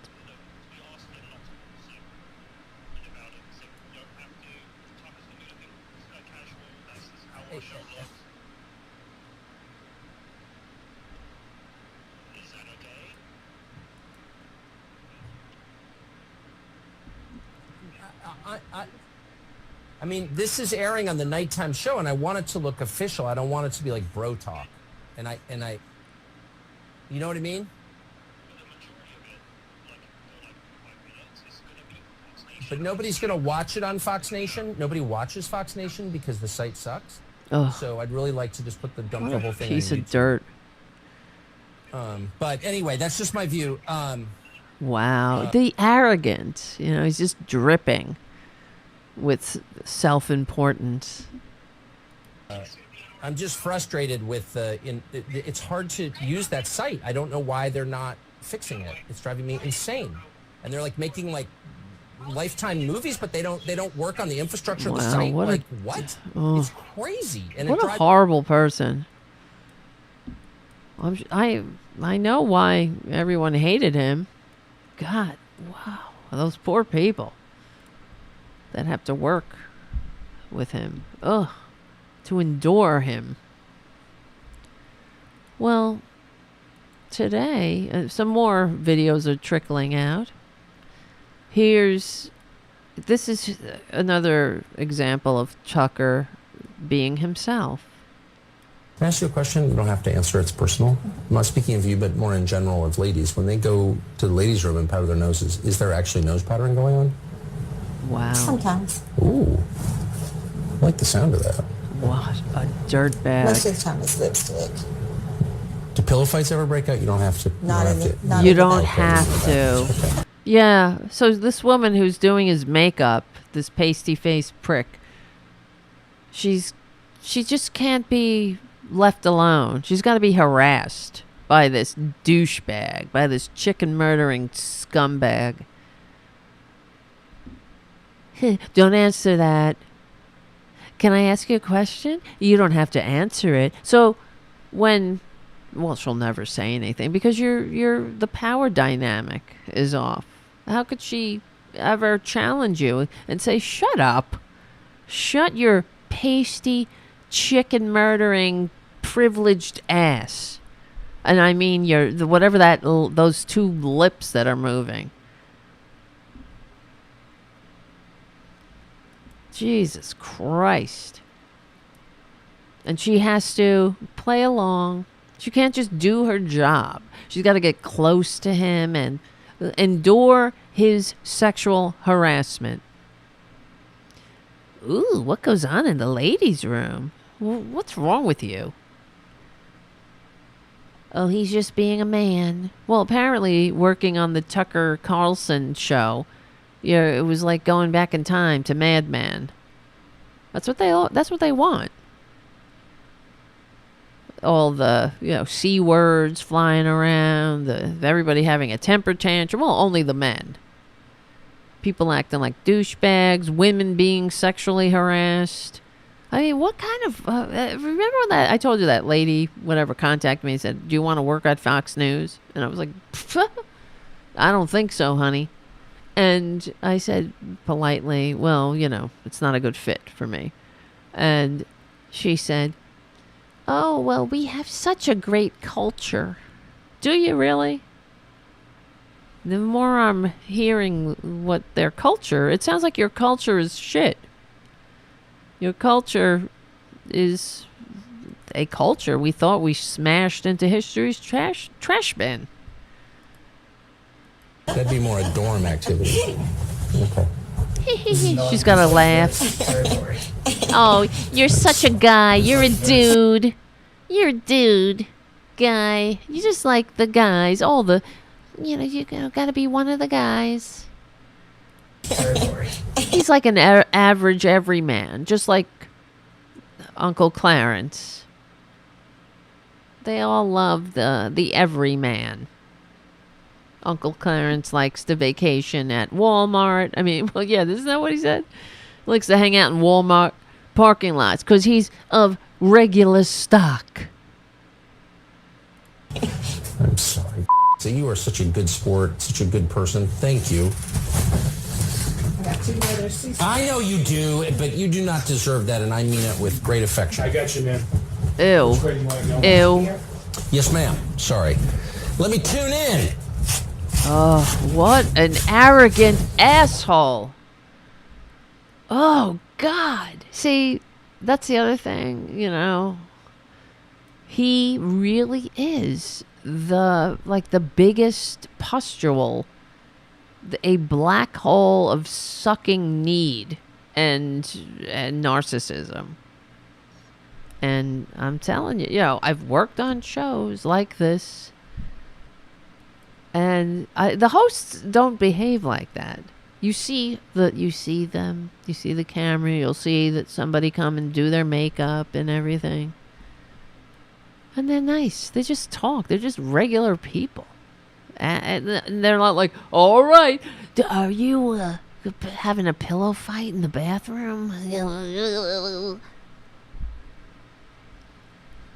Right? I could say shit like that because this is my, I'm back in time. This is my show.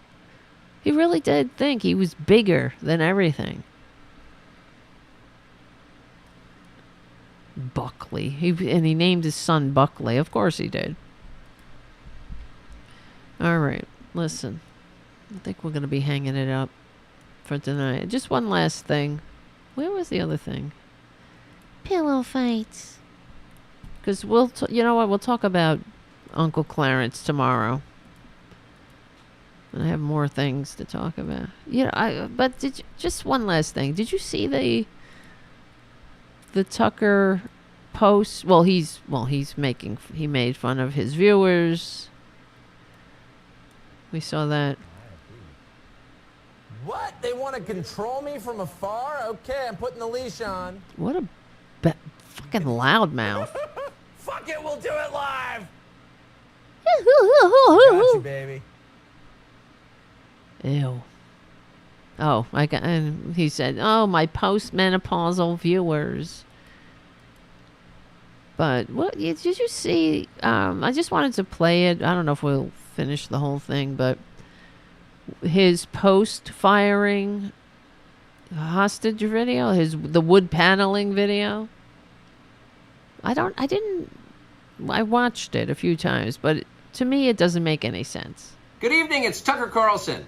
One of the first things you realize when you step outside the noise for a few days is how many genuinely nice people there are in this country. Kind and decent people who really care about what's true, and a bunch of hilarious people also. A lot of those.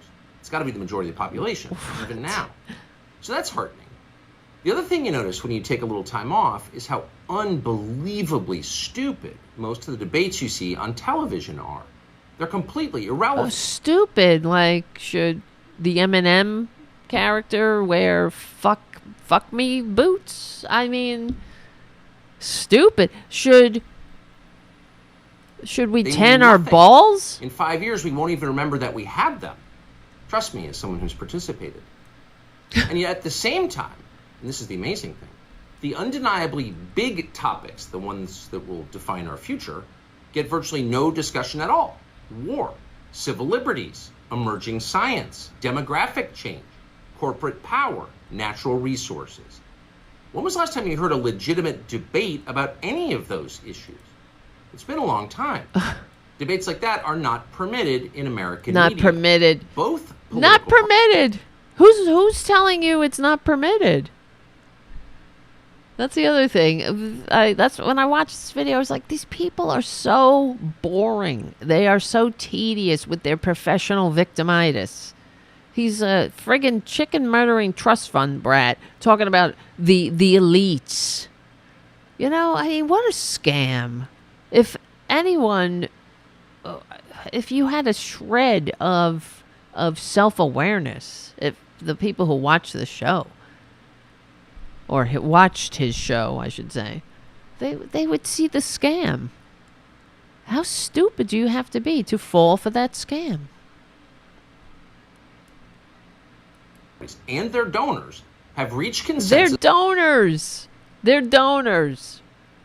He's talking about the donors, the one who is responsible for advancing the coup, so a con man can continue to funnel more money into the hands of people like Tucker Carlson, who's sitting on a trust fund, who never had to work a day in his life. And instead of doing something for humanity, he took his his privilege and turned it into a scam that set this country on fire, that tore this country apart. That's what he did. That's the part he plays. Lying, pouring lies into a system that he hates. He clearly hates it because he hates America. He hates democracy. He hates black people. Anyone with darker pigment, he hates. He exploits every fissure of disunity. He is the fascist that Henry Wallace warned us about.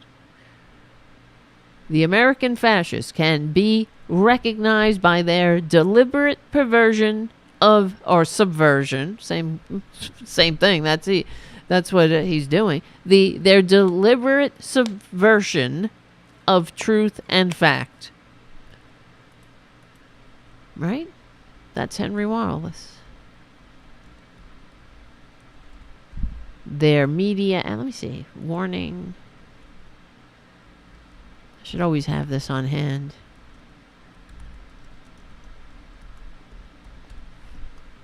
Dangers of American fascism. Subversion? Wait. The American fascist. Oh, come on, man. Where is it?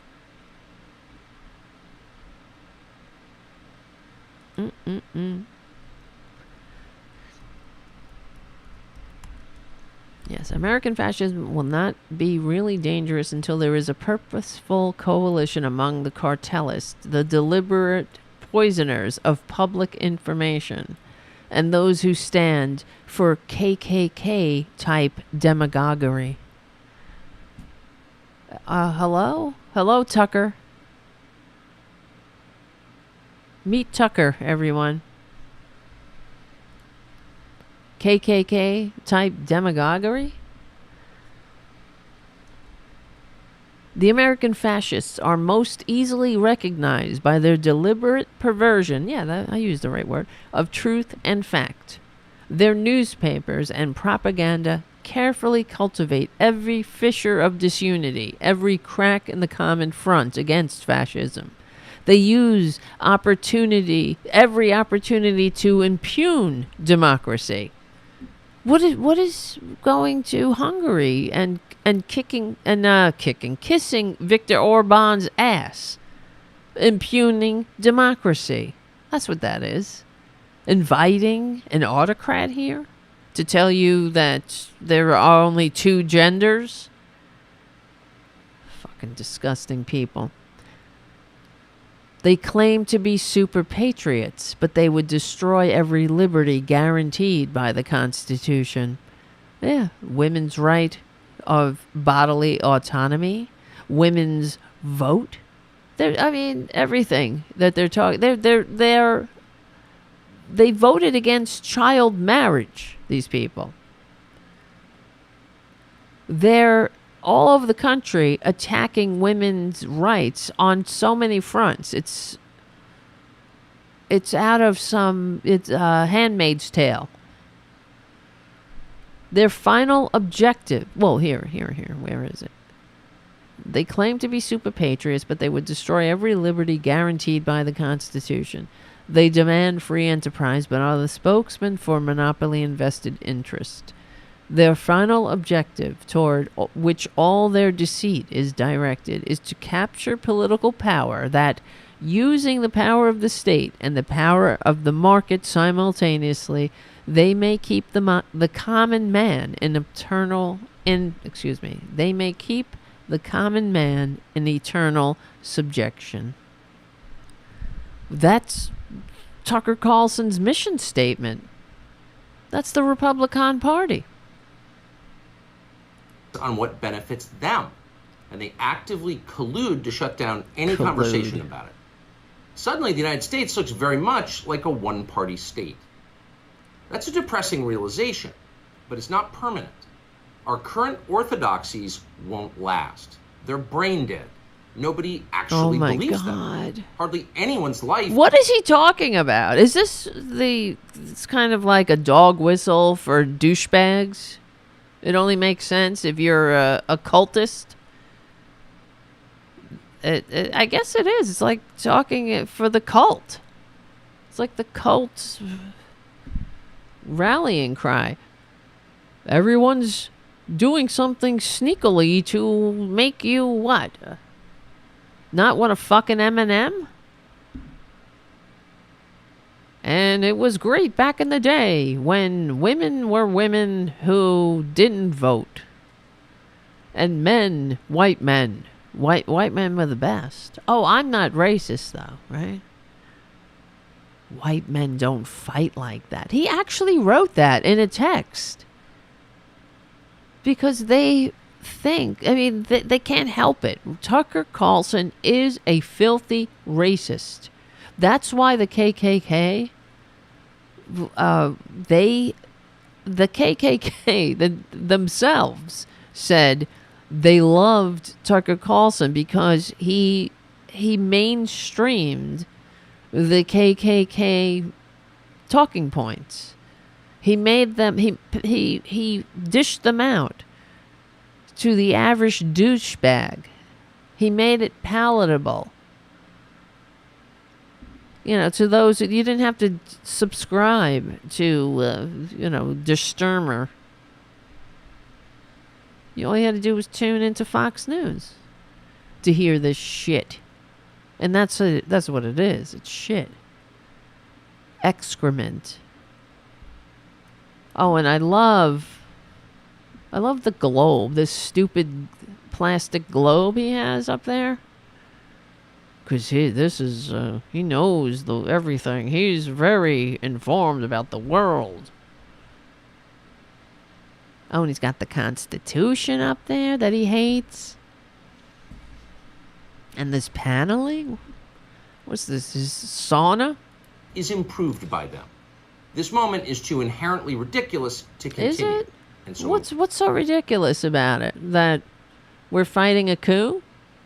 And you're upset that maybe people are living authentic lives? I don't understand. What is it? Anybody understand this? won't. The people in charge know this. That's why they're The hysterical people and in aggressive. charge. Who's him? He's not in charge, right? He's not somebody that triggered a bunch of assholes who are now going to jail. He's not the people in charge. He's, the trust fund brat in the ivory tower his whole goddamn life. Looking down on the peons, manipulating them, lying to them, literally screaming that the stock price is going down if somebody dare tell them the truth. Because the idiots are running to get their biases confirmed, and they hate truth. It's their kryptonite. They're afraid. Yes, They've given up persuasion. They're resorting to force. Pot, meet, kettle. This is the coup. The coup plotter who says that January 6th was nothing. It was just a stroll in the park. Patriot purge. FBI was a false flag, you see. The FBI was purging all the patriots. And by patriot, they mean racist. All the racists who hate America. Oh, well, what about Enrico Tardio or whatever? He's black. Hey, it takes all types. You always get traitors. Well, we talked about the Jewish business people that voted for Hitler. But it won't work. When honest people say what's true, calmly What's and true? without embarrassment, they become powerful.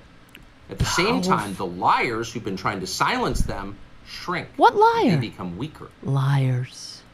Well, you say no specifics, of course. How incredibly vague. The liars who make fun of your segment on testicle tanning? Oh my God. That's the iron law of the universe. Yes, True sure. things prevail. True. Where can you still find American Well, that's why you don't sayings? have a job anymore, I guess. Things. There aren't many places left, but there are some, and that's enough. True As long things as you like can hear the word. true things like the lie that caused Fox News to pay out nearly $1 billion. Where can you find such truth? Jesus, help me. There is hope. See you soon. Oh my God. Somebody make it stop. All right. Listen, guys. Guys. Thank you, Jim, for your super chat. If I didn't thank you. And if you can, become a patron, please do. Patreon.com/TaraDevil. We will continue this conversation tomorrow night at 8:30 p.m. Eastern Standard Time, okay? How's that sound? Is that all right with you guys? Good. I gotta get to bed. Yes, where are the cats? Should I get them out of their exile? Let me see. I'll play a video. I'll take them out of their, Junior is in the bedroom now. Oh my God, there's so many things. Well, here's a montage of Trump talking about being a traitor. And another thing we'll do, and so many people have been asking me about it, if I run and if I win, we will treat those people from January 6th fairly. We will treat them fairly.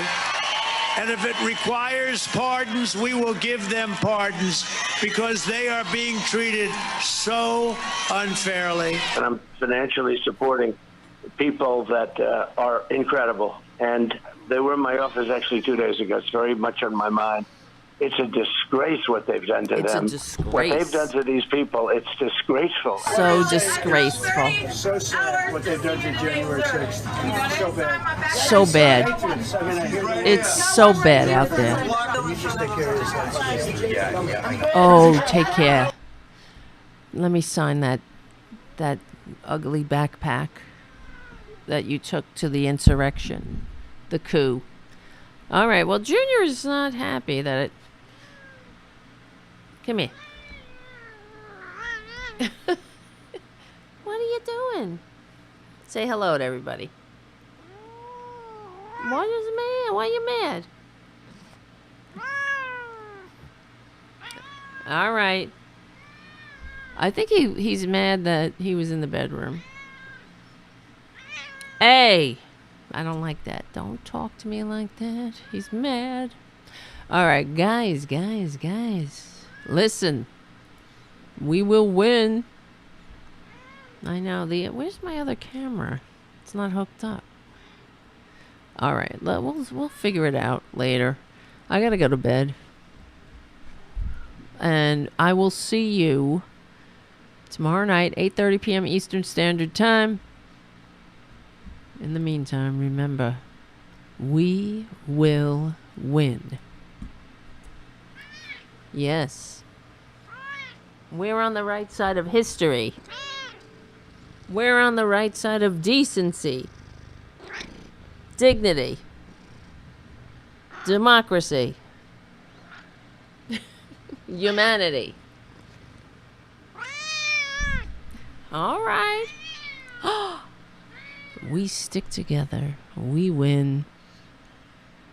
My name is Tara Devlin. And I'll see you tomorrow night.